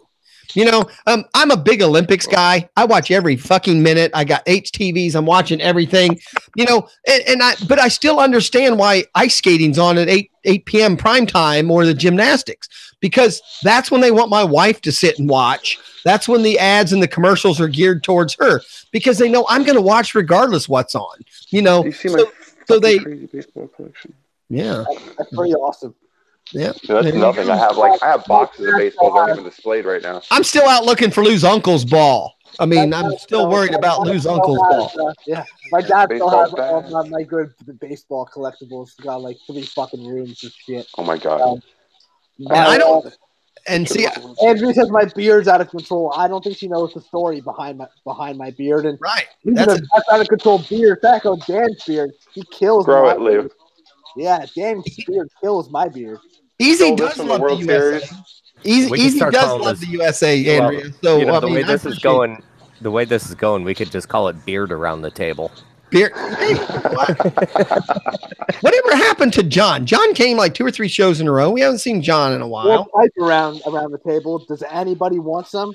No, I'm I done. would love some, but I kind of can't until I get a better job. I'm in a state where it's not legal yet, so I'm gonna go back to drinking. I'm gonna do the old fashioned the alcohol method. Well, you're in a state where you can't grow beards. Is that what you're saying, Easy? Yes, that's correct. Oh, okay, excellent. You know, once it all becomes legal, we have Dan as a connection, though. Yeah, I'm excited. Yeah, Dan invited us all out to work. You guys can come out and check us out. We have a tier 2 indoor facility here in Oregon that is OLCC regulated. Yeah, you know, basically it's the highest tier you can have. We have up to 10,000 square feet of canopy space indoors for our growing operations, and it's fairly. Yeah, but you're in Oregon. I mean, unfortunately, or what I'm gonna say, my dad lives south of LA, so south of LA, when I visit him, to Oregon is like driving across country. That's the problem. Yeah, it's fair. It's like 13 hours from LA. Trips. Yeah. So it's a little hard, but I don't know. Maybe one day I'll just pop in. Well, Lou would. Hey, you're always welcome, guys. Lou would definitely make the drive. He would be your connoisseur. Right. And I did get my. Are you guys Mustang guys? Anybody a Mustang guy? I got my Mustang book signed by Jimmy Dinsmore. That's in our chat room every once in a while. He did autograph it to me. Now, I'm not saying I love the book. I love the autograph, but he did it to Mark instead of Easy. I didn't even say anything about how to autograph it or what he put. So, you know what? I mean, it's, but you know, I appreciate it. My Mustang, are any of you guys car guys? I am.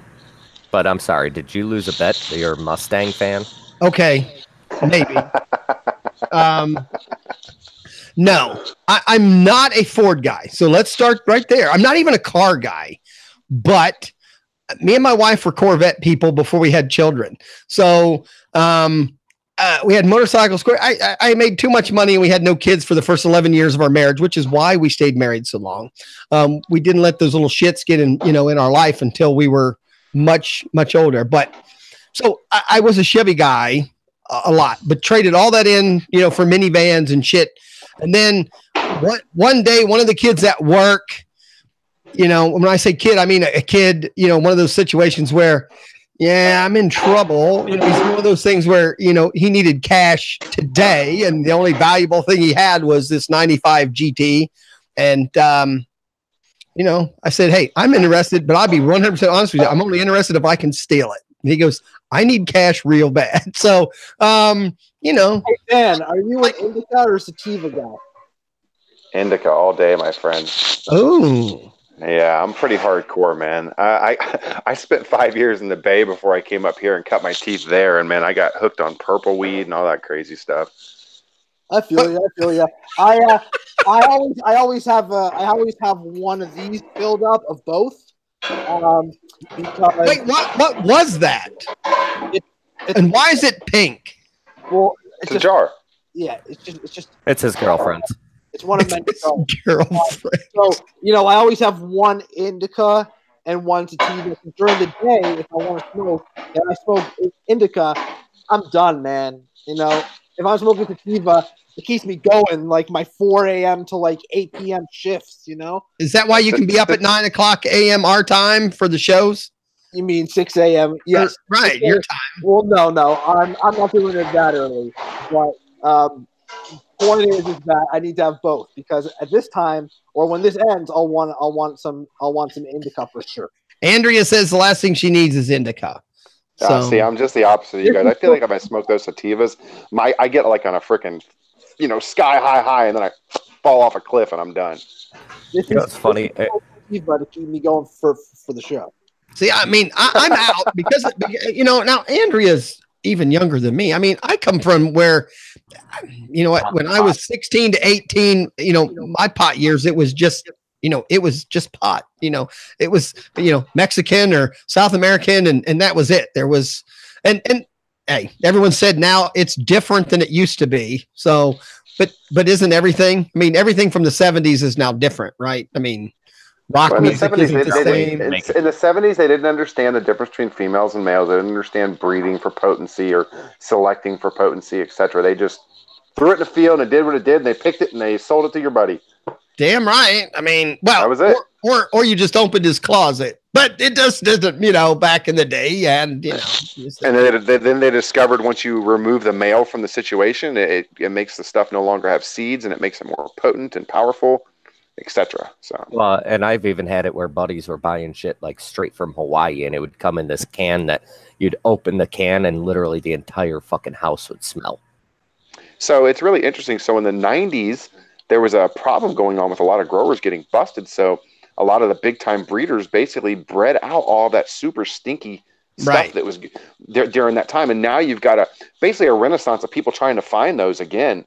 And there's a ton of projects going on right now where folks are trying to source those old bag seeds that people have been holding on in their closets for 25 years and things like that. I'm not joking. There's if you go on Instagram, there's a serious movement of people really trying to bring back that funky old school smelly stuff because everybody got rid of it when they were getting busted consistently. And they went to more like, now it's more of a fruity palette and not as much of a funky, overwhelming smell like you'd smell in those. Like that smell.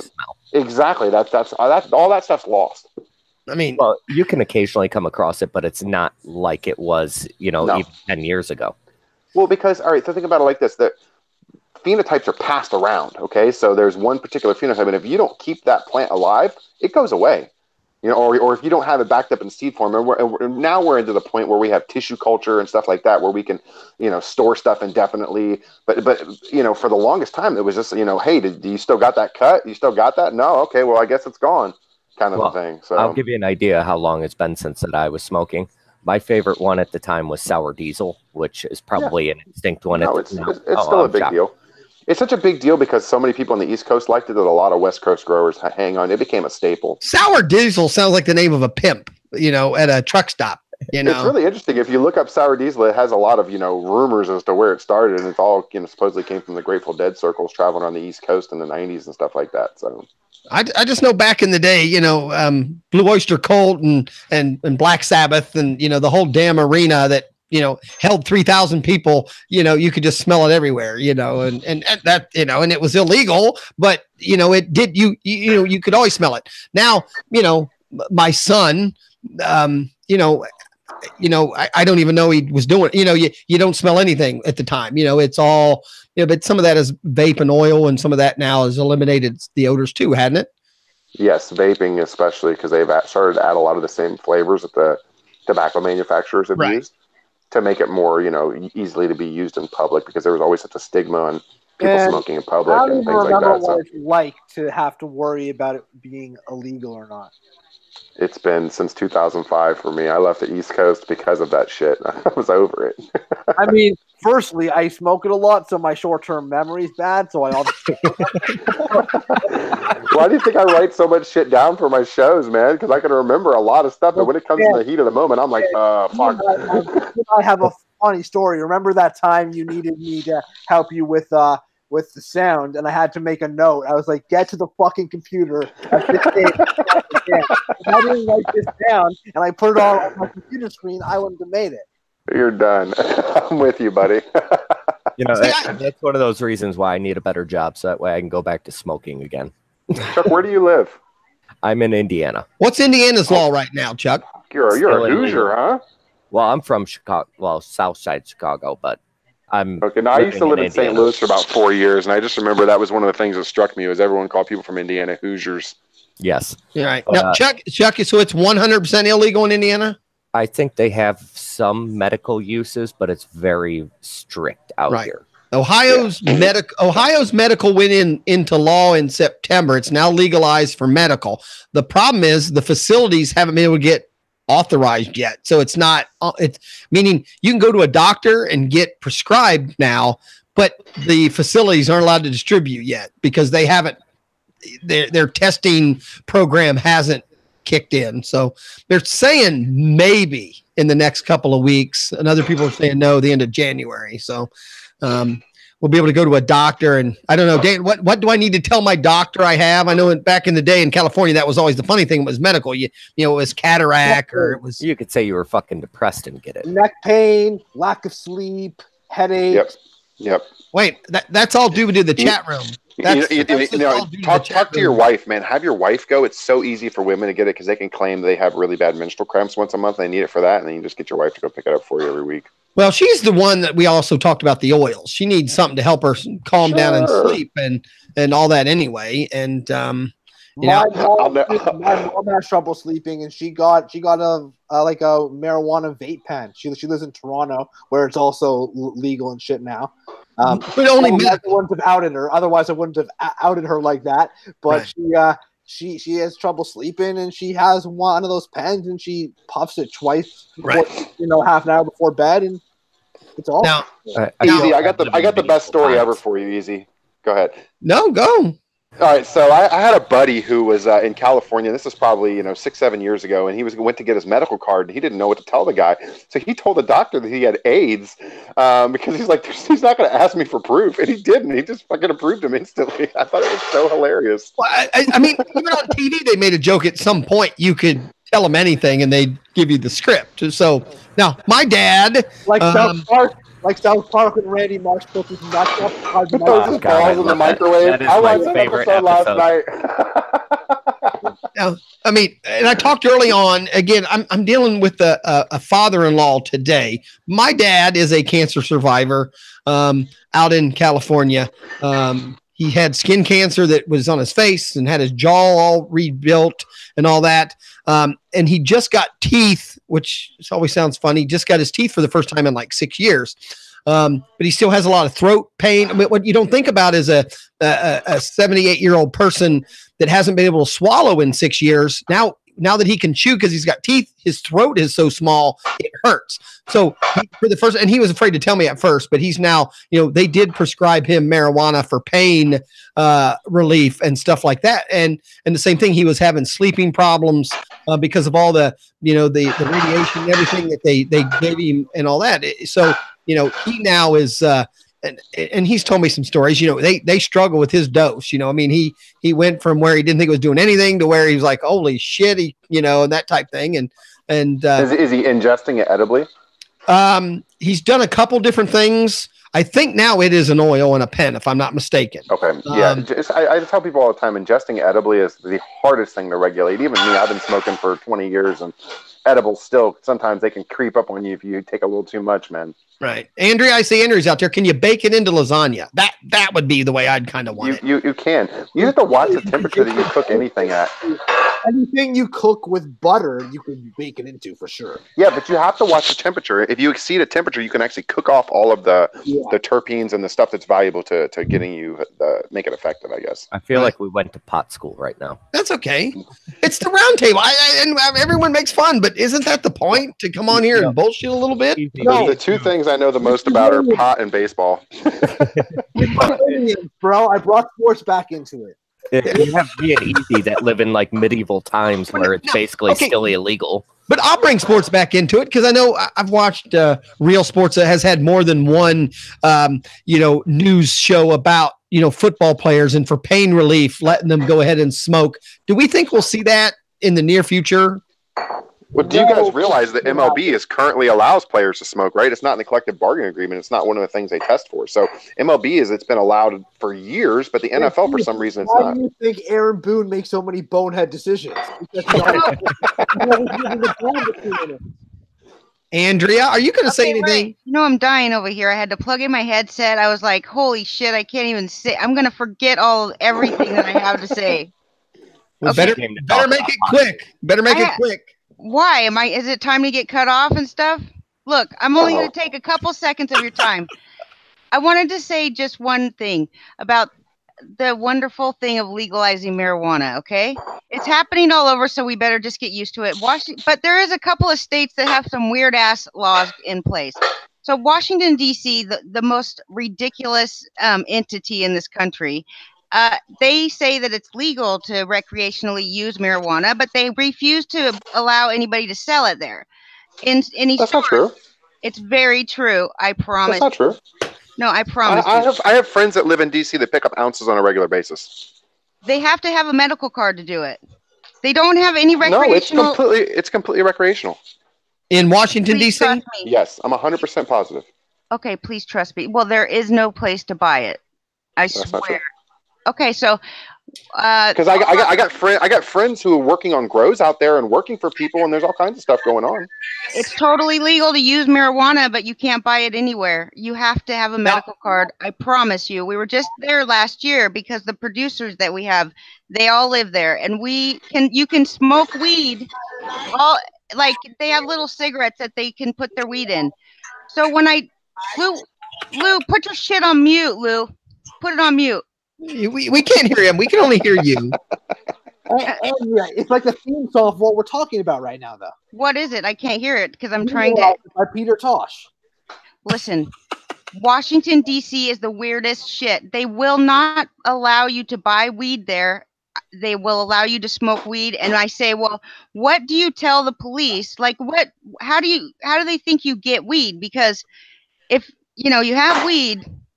He said that you're allowed to share weed. You're allowed to give it. You're not allowed to sell it, but you're allowed to give it to each other. You're allowed to grow. Okay, so they use loopholes, Andrea. So, for example, you'll come make a donation for something, and they give you the weed.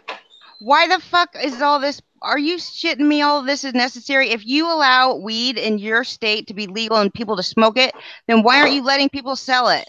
You're just like promoting drug dealers. Because really? selling, I understand, maybe I'm wrong, Dan. Selling is a little more vague because of federal laws, meaning some states word it different where, like you said, you're allowed to smoke it, you're allowed to possess it. Why aren't they trying to gain the benefits of the tax money? Why aren't they trying to benefit? Doesn't make any sense to me. That's the problem, because Washington D.C. doesn't need the money because they spend all of our money. They don't need any money. Andrea, they really don't. Andrea, so I grew up in D.C. Trust me, I know all about this. No, why would they legalize it and not? Here's why. Here's why. And me and Chuck had this discussion on voting day.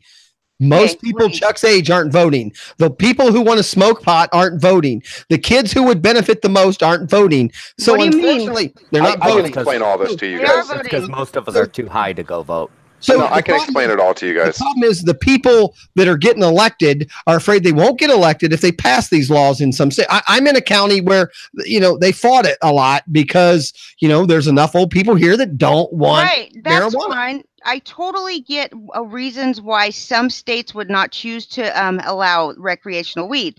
However, I don't get why a state would allow it and then go through all that to change the law and allow people to use marijuana and absolutely make not 1 cent off of it. All right, so think about it like this, Andrea. If I'm writing the law to get weed passed, I'm going to write it that way because it benefits me the most. And so a lot of those people that wrote those laws, think about it. If you don't have to pay any taxes on shit that you can still sell semi-black market but have it legal enough to where you're not getting interfered by the cops, you're going to write it that way. They wrote it that way in San Francisco with the initial medical marijuana laws. They want drug dealers.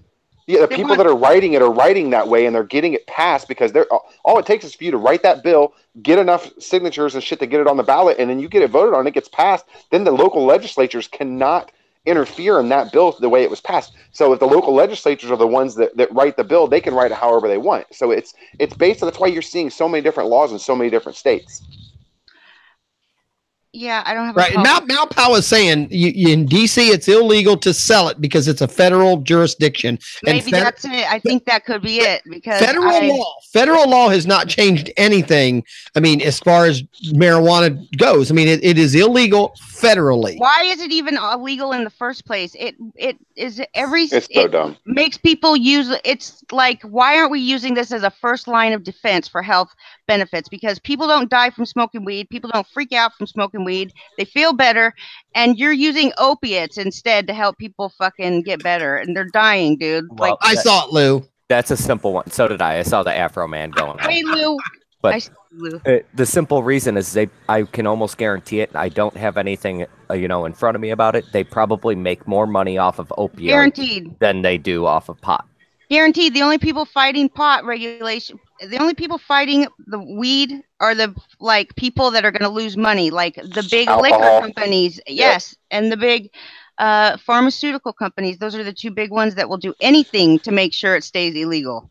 Well, I follow the marijuana news fairly closely. I don't know if you guys saw this week, but the parent company that owns Marlboro actually got involved and bought a piece of one of the largest Canadian marijuana producers in Canada right now, and so they say that's going to be the precursor to them stepping into the American market once it's all the laws now are 100% passing because of money. We can grow our own weed here better, just as good as Canada can grow any weed, and so I'm like, American made weed is good for me. We are falling behind where we should be the world producer right now. We have the best climate. Weed is amazing. I don't know what you're smoking, but whose weed? Canadian weed is fucking ridiculous. You don't even know Canadian weed sucks. You don't even know I've never seen good Canadian weed is. You live in LA. How can you even say this, Lou? Columbia, baby. Lou, what are you smoking on down there right now? You got some good OG, or what do you got? And what's the hot shit in LA right now? He's Canadian. Simple. But he's in LA though. I know. I'm hard on for Mark Emery. Smarty. I mean, I honestly go in and buy new strands every time I see some because I just like to try everything. But do they all taste the same though? No, they don't. And I lived in Hawaii for 6 months, and that shit was real good. I smoked it out of an apple for the most part too, which was a lot of fun. Yeah. Yeah, you can just freaking drive around in Hawaii, cruising down the street with an apple in your car. It's like, yeah, I'm eating an apple, I'm being healthy.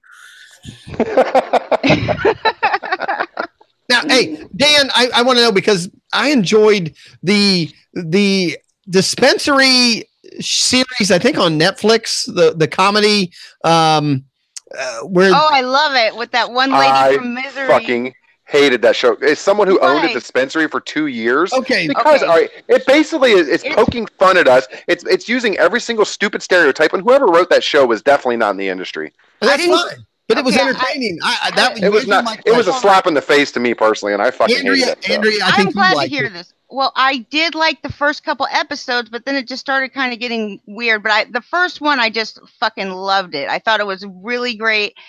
It got old quick though because the storyline was whack. We watched both seasons. I found it hysterical. I didn't even know. So, I mean, it's like a brainless show you can watch. Again, but Dan, I do live in Ohio, where I've never been in a, we don't have them here. So I don't know what was wrong, right? I mean, but I worked in one in California for a couple years. Sitcoms are not, easy. If you come to California, I'll take you on a field trip. All right. Can you save a couple seeds for me? There you go. You save some seeds. I still have it, Lou. DVD. Haven't used it in a long time, though. You guys are more than welcome to come up anytime. I'm getting ready to hit the hardest part of my season right now. So what's up? Yo, when you sweep up the floor and the fucking seeds go into the dustpan, just put those in a little plastic bag. Honey, I don't have seeds. Yes, you have to. No, seeds are only produced by having males in the equation, and most growers do not keep male plants around. But see, I'm a little skeptic of this whole, we've gotten to the point where there's no need for any kind of female plant anymore, or males. So I keep a lot of, all right, so breeders will keep males. Any seed companies, anyone that's creating new genetics, because marijuana is just like people. Male and a female crossed together, yes. And the babies from the male and the female are going to have different traits similar to both parents, and so the breeder will select which trait they want the best, and that happens over and over and over and over again. Okay, but they have to still mate.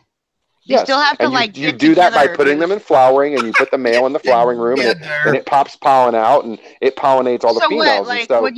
When you say that you don't have any of those males, I keep them in a separate facility. So you roll them in, pollinate them, and then get them the fuck out of there. Well, see, all right. For example, when you're normally flowering, you don't want males in the equation at all.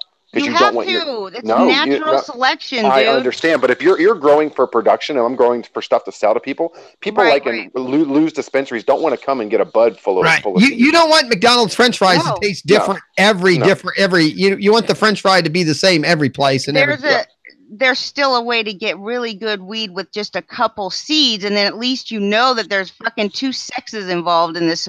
No. Nope. I don't want no male. So it's called sinsemilla. And so what happens is the female plant grows those buds and the stinkiness and the stickiness, and they will get stinkier and stinkier and stinkier. And that is naturally to attract the male pollen. And when there's no pollen in the equation, the buds get bigger and stinkier and stickier. And that's what you ultimately want. Dan, every day at 4:20, can you give us like a pot minute or something? So I know so much about this, you guys. You have no idea. This is like my super area of expertise. Go ahead. Okay, one more question. I like that Andrea hasn't been on in like 3 weeks, and we're talking about pot. She comes on. Listen, I want to know what you said. You keep the males in a separate place, and I want you to go into that facility and play fantasy there. Seeds for me, good ones, and put them in a bag for me, please. Sure, I've got a bunch of crosses that I recently made on my own that are my own genetics that no one else has ever crossed. I've got probably 65 different strains. I'll send you some seeds. I don't care. I'm not sure you're saying this on the radio, but I got it out of the show. If I knew how to grow, I would ask for them. Well, what? I can do it the other way. Yeah, learn yourself. I can do it the other way around, Dan. I've got YouTube. You can learn to do anything on YouTube. Oh, you'd be surprised. Marijuana knowledge, a lot of people are really strict about giving it out. So, they'll give you the basics and, the basic information's out there. But when it comes to a lot of the tricks of the trade, a lot of people hold that close to their vest.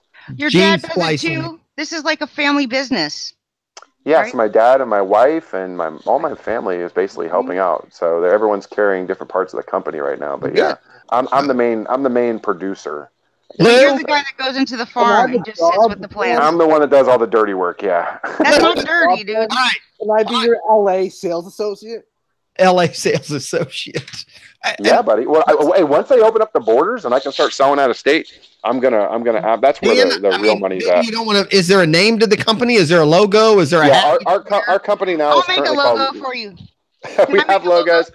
We have all kinds of stuff, but yeah, Lit Cannabis in Oregon is our company name. Lit Cannabis. Lit. What's that? Lit Cannabis. Lit Cannabis. LIT Cannabis. Lit Cannabis. Lit. Yeah, we used to own a dispensary for about 2 years, but our local town ended up voting to shut it down because I live in a really small town, and they had a vote on the ballot as to whether they wanted to keep recreational sales in town, and we lost by 2 votes. Yep, young kids. You have some babies, dude. Where's your kids? Babies. My kids are 13 and 11. I know. All right. Hey, one thing. I watched the movie Uncle Drew the other day. Anybody seen it? No. I have not. What the fuck? Who's Uncle Drew? Huh? If the guy from fucking Boston, what's his damn name? Right, Uncle Drew. He's a basketball player. Kyrie Irving. That's his name. Thank you. Shaquille O'Neal's in it. Chris Webber. Is that the Shaq movie? Like when he's like an old dude? Yeah, the beards and stuff. They're all old dudes. That's what's funny. Now, the point is, it's not the best movie in the world. If I found it entertaining, Mrs. E thought it was the stupidest thing in the world. But do you ever get those one scenes in a movie that no one gets, but they put it in there just so you would get it. And there's a guy called the old guy called Preacher is played by Chris Webber. And when they're in the big game, the game is tied and, they come out of the timeout and Uncle Drew gets to go over and tell Preacher, I'm just letting you know, we have no timeouts. and Preacher goes, I was watching that game live. And me too. And Preacher goes, oh, no, we have one more. And he goes, no timeouts. It's one of those things where it's a little thing in a movie where if you didn't even know the guy was played by Chris Webber, you wouldn't have got it. It wasn't funny, but I don't know. I'm just saying, watch it the other night. It's a very stupid basketball movie, but funny because of the players in it. Shaquille O'Neal naked is hysterical. I'm sorry. Okay, let me ask you this easy. What? Uncle Drew or Shazam? Uncle Drew was much funnier than Shazam, but I did see Shazam. I've never seen either one. and you know what? And Lou, we talked about it, and I was bringing that up earlier when you were talking about we combine this and that. But whatever. But basketball. Have you seen basketball? One of the best movies ever. We didn't talk about sports when we were doing sports movies. That didn't get brought up. But basketball is a pretty hysterical. So it's funny. Right after our show last night, I was talking to David about the scene in that movie because we were talking about end zone celebrations and how tired they are and how much I absolutely despise them at this point.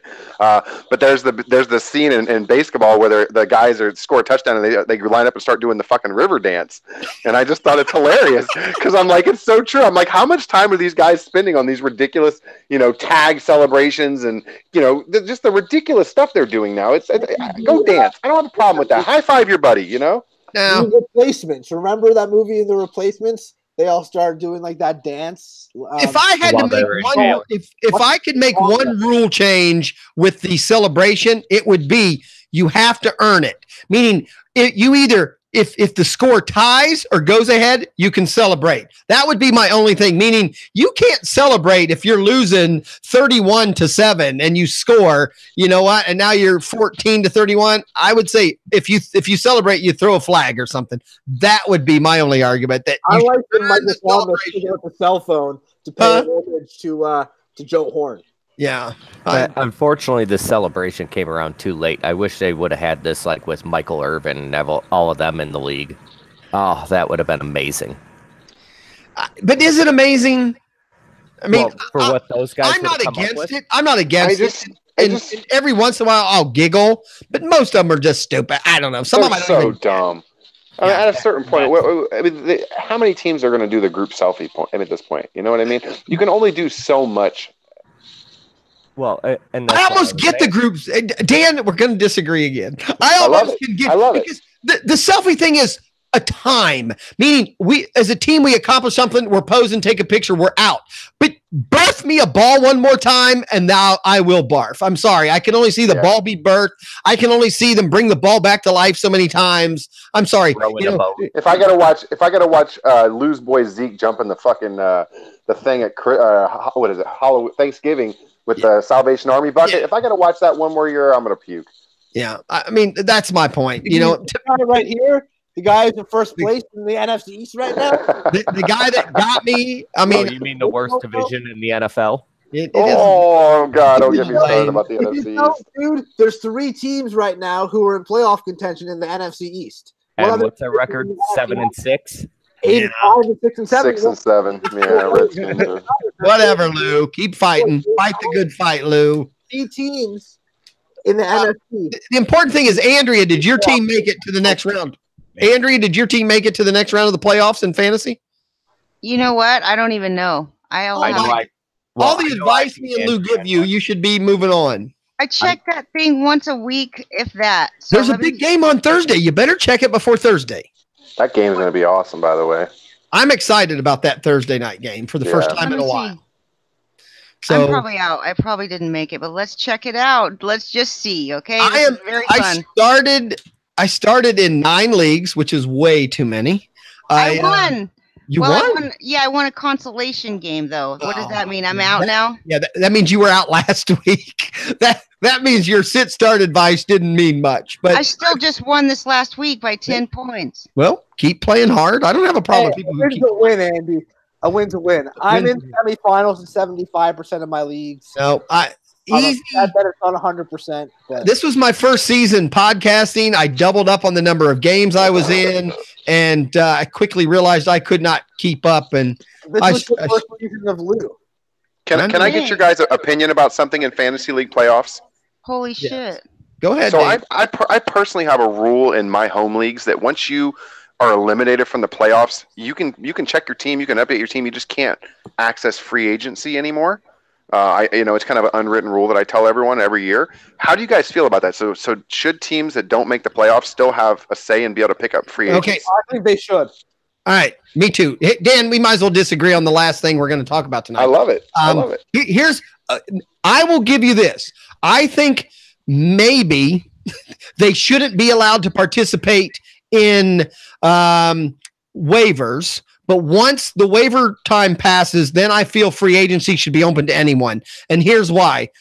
I'm a degenerate gambler, and as soon as I'm out of a league, I'll still gamble. I'll call people in my league and say, I know we're out, we're playing consolation game, or there's times I'll call the two people who are in the Super Bowl and go, hey, I know you guys are in the Super Bowl. Would either one of you interested in doubling your money? I think I'll outscore you, and I'll take. I mean, I like the gambling part of my fantasy, so I might be out in some leagues in our home leagues. There's still a lot of gambling that goes on a weekly basis throughout the playoffs. So if you're going to do that, you need to be allowed to at least pick up kickers, defenses, and some of that stuff. So also for me, Dan, why I personally think that teams should be allowed to do so is I don't want to play in the playoffs with the rules being different than they were for the first 13 or 14 weeks. I'd agree with that also. My only issue with this, guys, and I guess it's from personal experience, we ran into an issue several years back where, so-and-so's buddy was going in and picking up players to affect the other person in the league. Okay. And it became almost an issue of collusion for me. And so I was we're just going to nip that in the bud completely right there. And it's got to be a level playing field for the folks that deserve to be on that second round. You nip collusion in the bud by eliminating one of those people from your league. And I know that sounds harsh. I'm also an advocate of picking up players simply to block others. Two of my guys on the waiver wire segment today on First and Goal was specifically to pick them up so other people can't. Even though you're not in the playoffs. Fine. But if you're in the playoffs, I have no problem with that. But if you're not in the playoffs, why are you being able to affect a game that you have no part of? Because I paid $100 to be in the league also. That would be my argument. I paid $100 to be in the league for 15 or 16 weeks. Personally, I wouldn't. I'm only doing it because I'm in the playoffs. But sure, but in the playoffs, a different story. At the same time, the whole part of the competitive balance in leagues is that just because they're not in the playoffs anymore, let's say, they might have the first or second waiver wire claim. They deserve to be able to use it, not the guy who came in second place this year, who's a spot or two behind him that would get the first one because the other guys can't. Well, and another part of it, I play a lot of keeper and dynasty leagues, so you can't tell the guys just because they didn't. That's a whole different story. Well, and that's what I was going to say. You can't say that they can't help improve their team even though they're out. But Royals different than redraft. Royals 29 Boom in the chat room. He's saying they use the consolation games to affect their draft position, so they also allow people to pick up. So sure. So all those things are acceptable. Yeah. I'm just saying in a standard redraft league where there's nothing on the line the next year, I feel like the folks that earn those playoff spots, they earned them for a reason, and they shouldn't have a 10th place team or a 9th place team, a guy who half-ass paid attention all season, who all of a sudden all the playoffs are important. I'm going to fuck with so and so, affect the outcome of the league. And like I said, it was only because of personal experience where we had it happen that I implemented that rule. I mean, I don't have a problem with the rule. Only thing I would say is you specifically said free agent. My argument would be, you know what? Let the guys in the playoffs or still playing pick up waiver wires. But if you guys don't pick them up, to me, a free agent's a free agent. No, I agree with you, and I really like that twist to it. Dan, I once played in a league where there was cousins who were like on two separate teams, and we never had an issue for years. But then one year, and maybe it was a coincidence, but one year, one of the cousins was out of the playoffs, and he had maybe like a top 5 or 6 running back. I don't even remember who it was anymore. It might have been like Jamal Charles, like 5, 6, 7 years ago, whatever. And he dropped him. And guess who had the number 1 waiver claim that week? His cousin, who was in the playoffs. And he got Charles. And Lou, I feel like that's why it's ESPN, and I don't know if every site has done this, but they have so many players now that are undroppable. And I feel like that was done in response to that kind of thing happening. Yeah, and the problem is that you can actually turn that off. It's obvious, though. You know what I mean? Like, sure, it could have been a coincidence. It's the only time there was ever any sort of potential collusion issue, but it's just such a coincidence. One of the best players in the league on a team that's not in the playoffs, dropping him. I'd have put my foot down if I was a commissioner on that one, buddy. Yeah, well, I wasn't the commissioner, but. All right. Andrea does say in the chat room, I know she's here and she could speak. She says she thinks she's in both leagues, which I like that I'm still in both leagues, it looks like. So. Okay, dude, I forgot I was here. I really did. Marijuana affects the memory. Yeah, I'll show it again. Andrea, here you go. Look, man, I'm trying to figure out something here. that Here we bag go of for Andrea. male seeds you have hiding. Why am I still playing in this consolation prize? I don't I'm- know. Andrea, Well, just look at most your leagues screen have now. consolation games. And that's what I'm saying. In my home league where I'm the Let me commissioner, see it again. Let me see it again, he Chucky. kicked your ass. Oh, and ESPN? Yeah, Yes. I'm not even paying attention to that league. Cubbies you're and talking Chiefs. fan I tracks. think you were in first on that one. Yeah. For a Yeah, second. you were. Yeah, I drafted those teams, and they Those were that's- Cubbies teams, so he kind of ran them. That's great for him, but I drafted him, so Yes, yeah. you did. Yeah, but someone quit managing them. Thank I goodness for remember- me. I remember Andrea bidding up Aaron Rodgers on me in one of the leagues. I was like, "Bitch, what the fuck are you doing? You don't even Aaron know." Rodgers is a piece of shit this year. Hey, well, I can't say piece of shit. He just Okay. hasn't been worth his draft value. That would be all. You know, I who's have had killed me? Tom Brady on the bench all season. You know who's killed me in fantasy because I thought I was getting such a steal at the value? Lou has killed me. Carson Wentz. The guy I Mediocre thought I was hashtag. getting him at such good value, and he's just been. They rushed him back. Yeah, I think that He too. does not look healthy this year. I've watched him play several times. You know, He being in the doesn't look NFC East. confident yet still, and I think that's No. part of that. You know what? He's missing throws that he just shouldn't miss. Yes. So, is it possible that I'm still playing in this consolation playoff thing? Well, you can be playing still in consolation, but if you're not in the winners bracket part of the playoffs, you're technically not in anymore. Well, if you're in a consolation, that's still part of. Consolation is the losers bracket. Yeah. The folks that did not make the All right, playoffs. I don't really, But- please but spare me that. In a team, No, that's what it I'm is, ready to though. move on. Okay. in a league where there's only 4 teams to make the playoffs, winning the consolation bracket puts you in 5th place. That's not too shabby. Well, it's a Well- 16-team league, so I'm feeling fine about being in eighth. I know I shoot for 5th place pretty much every year I play. Look, I don't care if I'm not going to win. Why am I still having to play? Why am I still having to Dan definitely video paid for that one. I appreciate the video and your look on your face. That was I'm excellent. not a, It's you don't all get about like making the playoffs. You know what I mean? Like once you're there, okay you for can the be best consolation player, prize. you're the best team. It doesn't I mean, mean you're going to win though. But what do making you- the playoffs, it means you had a successful year to me. Now, some leagues have a consolation penalty, meaning if you lose the consolation bracket, then there's a penalty for next year. And then obviously, if What? that's the case, you should be able to pick up and do things with players. Sure. If you get that in depth with it and you're playing, the loser has to do some kind of stupid prize, like an asshole game or something like that. I'm okay with all those things. But in the standard redraft where there's, All right. you're just trying to have the top 4 teams compete or top But 6 teams compete. Dan, that's where my So The there's no chance of getting into if you're the consolation bracket, you should at least get something for winning it, like an entry into the real fucking playoffs, okay? So why is there no consolation prize for this consolation bullshit bracket that I'm in right now? I have a league that pays the consolation winner $20. and that's just to keep people active, right? One of these is a dynasty league, and does that have Well, anything to do with dynasty- the draft? It It can, depending on league rules. Well, it might Andrew, affect if you're in the a league dynasty rules, league, dude. though, you should be wanting to suck once you don't make the playoffs because that should give you a better draft pick Yeah, next year, in a right? dynasty league, if you're not in the playoffs, you want to be as bad as possible. Well, Yeah. no. Oh, see, that's I've got- good. So that works out, I'm sure. some leagues reverse that. Yes. I have a taxi in this league, whatever that is. I don't That's know. a practice. That was like 3 round tables ago trying to Yeah, but explain to nobody ever really gave me a good real I reason for. told you exactly what it is. They call it a taxi because they can go back and forth. Can Right. people steal those players off from your team? If Yes. They don't? Only if you put someone on the taxi that's not a first or second year player. Right. So if you could put a rookie there, nobody can steal him. No.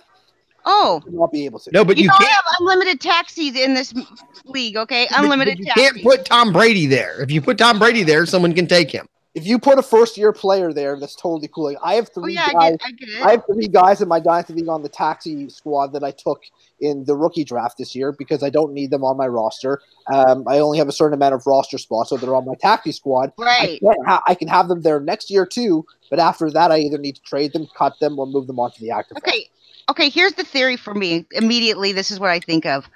Why in the world, if there's no limit of how many taxis spots that one could have, why do I not sit on the waiver wire and wait for any rookie, dude? I will put him on my unlimited taxi. It's a Let me dynasty finish. league, and most good rookies are already on teams. I don't care about most good rookies. There's no such thing, okay? There's only every once in a while, one of them is going to pan out, and the rest of them suck. Yeah, you're looking at a bunch of undrafted free agents and shit like that. In the The NFL, more you have, there the are better. good rookies, Andrea. It's not like the MLB that has like a million rounds. The NFL only has 7 rounds, and most of the times when a guy is drafted, they are expected to step in and make some sort of impact, and the majority of them do. Are they all stars? No. But the NFL draft is different. I think an NFL rookie always, for the most part, especially on offense, does have the potential to he's either good or he's not. Yeah. Why wouldn't I just go get them all, and then I will decide if they all suck. I'll just throw them away. Because all the good ones are being taken.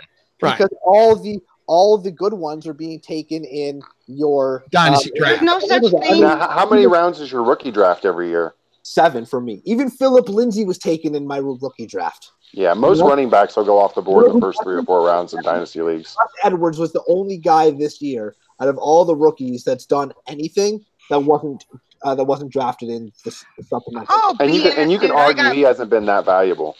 You know that I have found plenty of little running backs around on the waiver wire. There's been plenty of footballers around to pick up that nobody knew about at the beginning of the year would have a job. And, they're not they're not necessarily taxi squad eligible, and they're not necessarily doing anything. Just because they're playing and putting up 3 or 4 points doesn't mean that it was a good pickup. I could just have all my rookies on there, and they don't count against my team. And guess what else? If I have an injured guy, they don't count either. So I could have just unlimited injured guys, and that's why there's just nobody on the waiver wire. But the other issue on that too, though, Lou, right? If you have them all on there, when you need to activate one, you have to drop someone who's not eligible for your thing, and then that's where it hurts you, Andrea. You end up dropping somebody you should have kept. You really don't need Dallas Cowboys and Atlanta Falcons, and you always have somebody to throw away, always. Right? No. Somebody that just sucks. The way I play, sometimes it's a struggle to drop one player. I usually have one spot on my roster that's interchangeable after week 8 or 9. For the beginning of the year, sure, there's always usually someone until you kind of form your roster up. But once you hit week 8 or week 9, if you have more than one player you should be throwing away, you're probably not doing well. Well, I will tell you that I do have the worst running backs you've ever seen this year, and I know, you told them to me. Although, no, you have the Seattle guys, though, and the Seattle But guess what? But my wide receivers will crush anybody's wide receivers, and that's why I have Keenan Allen, Devontae Adams, and those two, they just every week they get 25 points. They just make up for this lack of. Hey, yeah, and Andrea, that's why in my redrafts I'm a wide receiver heavy guy. Hey, Andrea, I would say it sounds like a team that should win the consolation bracket. It does sound like a team that should win that consolation bracket. I'll fucking be real pleased about that. I wish that it would just let me go. Then do it. Be done with me. Speaking of let go. Bye. This was supposed to be a short show tonight because Andrea and Chuck kept me up till 1:30 yesterday. I got up early because of some issues I had to deal with, and EEZ hasn't been to sleep for a long time. So I appreciate everyone coming out tonight. I gave almost everyone a little bit of time between me and Dan arguing, but that's been great. I'm glad you all came out. I always worry sitting here at 9:50 and going, I'm by myself. But, all of you come through. I appreciate it. Andrea was in the chat room. Royal Cha-Cha was out there. Who else? Malpow was here the whole show. So we appreciate you all out there. You guys, appreciate you all for being here. Shows tomorrow. We got Lenny in the morning at 9 o'clock. I'm sure going over more baseball stuff. How many shows is Lenny doing tomorrow? He did 3 today, didn't he? He was on all day. Pretty much he has his show, and then he'll have at least 1 or 2 throughout the day if there's any sort of breaking news. Yeah, again, I was in and out of where awesome. I had reception. So whenever I'd come out and enter reception, I'd log in. I go, somebody's on, and it would, Lenny was on talking something, and I caught the hockey. Any of you guys have a show tomorrow? Nope. So it's Thursday. I might have a nothing but fancy show with Andrea at night, but I'm not sure. All right. I know. I have a show. Right. If everything goes well, I do have a show tomorrow at 10 o'clock. Me and Chris talking our who knows what. It's pretty much all football And Andrea says in the chat room that you do have a show tomorrow, Lou. So be there, guys. Come to LennyMelnickFantasySports.com and participate in the chat room. Listen to all the shows. It's just amazing in the 2 years I've been involved. How it's gone from one morning show to pretty much being able to listen all day long. And all kinds of different information, especially a show like this one where who the hell knows what we're going to talk about and try to entertain people. So guys, thanks for coming out tonight. Hope to see you again next Tuesday at 10 o'clock for EEEZ Around the Table, the Lenny Melnick FantasySports.com round table event for the chat room people. Guys, you want to quick say goodnight? Good night, everybody. All right, see you guys next week. Good night, folks. Adios, Senor Pelota. No safe word tonight, Lou. That's for Sunday at noon. Podcast. And to keep your fantasies going, follow us at justthefantasyfan.com. Say good night. Good night.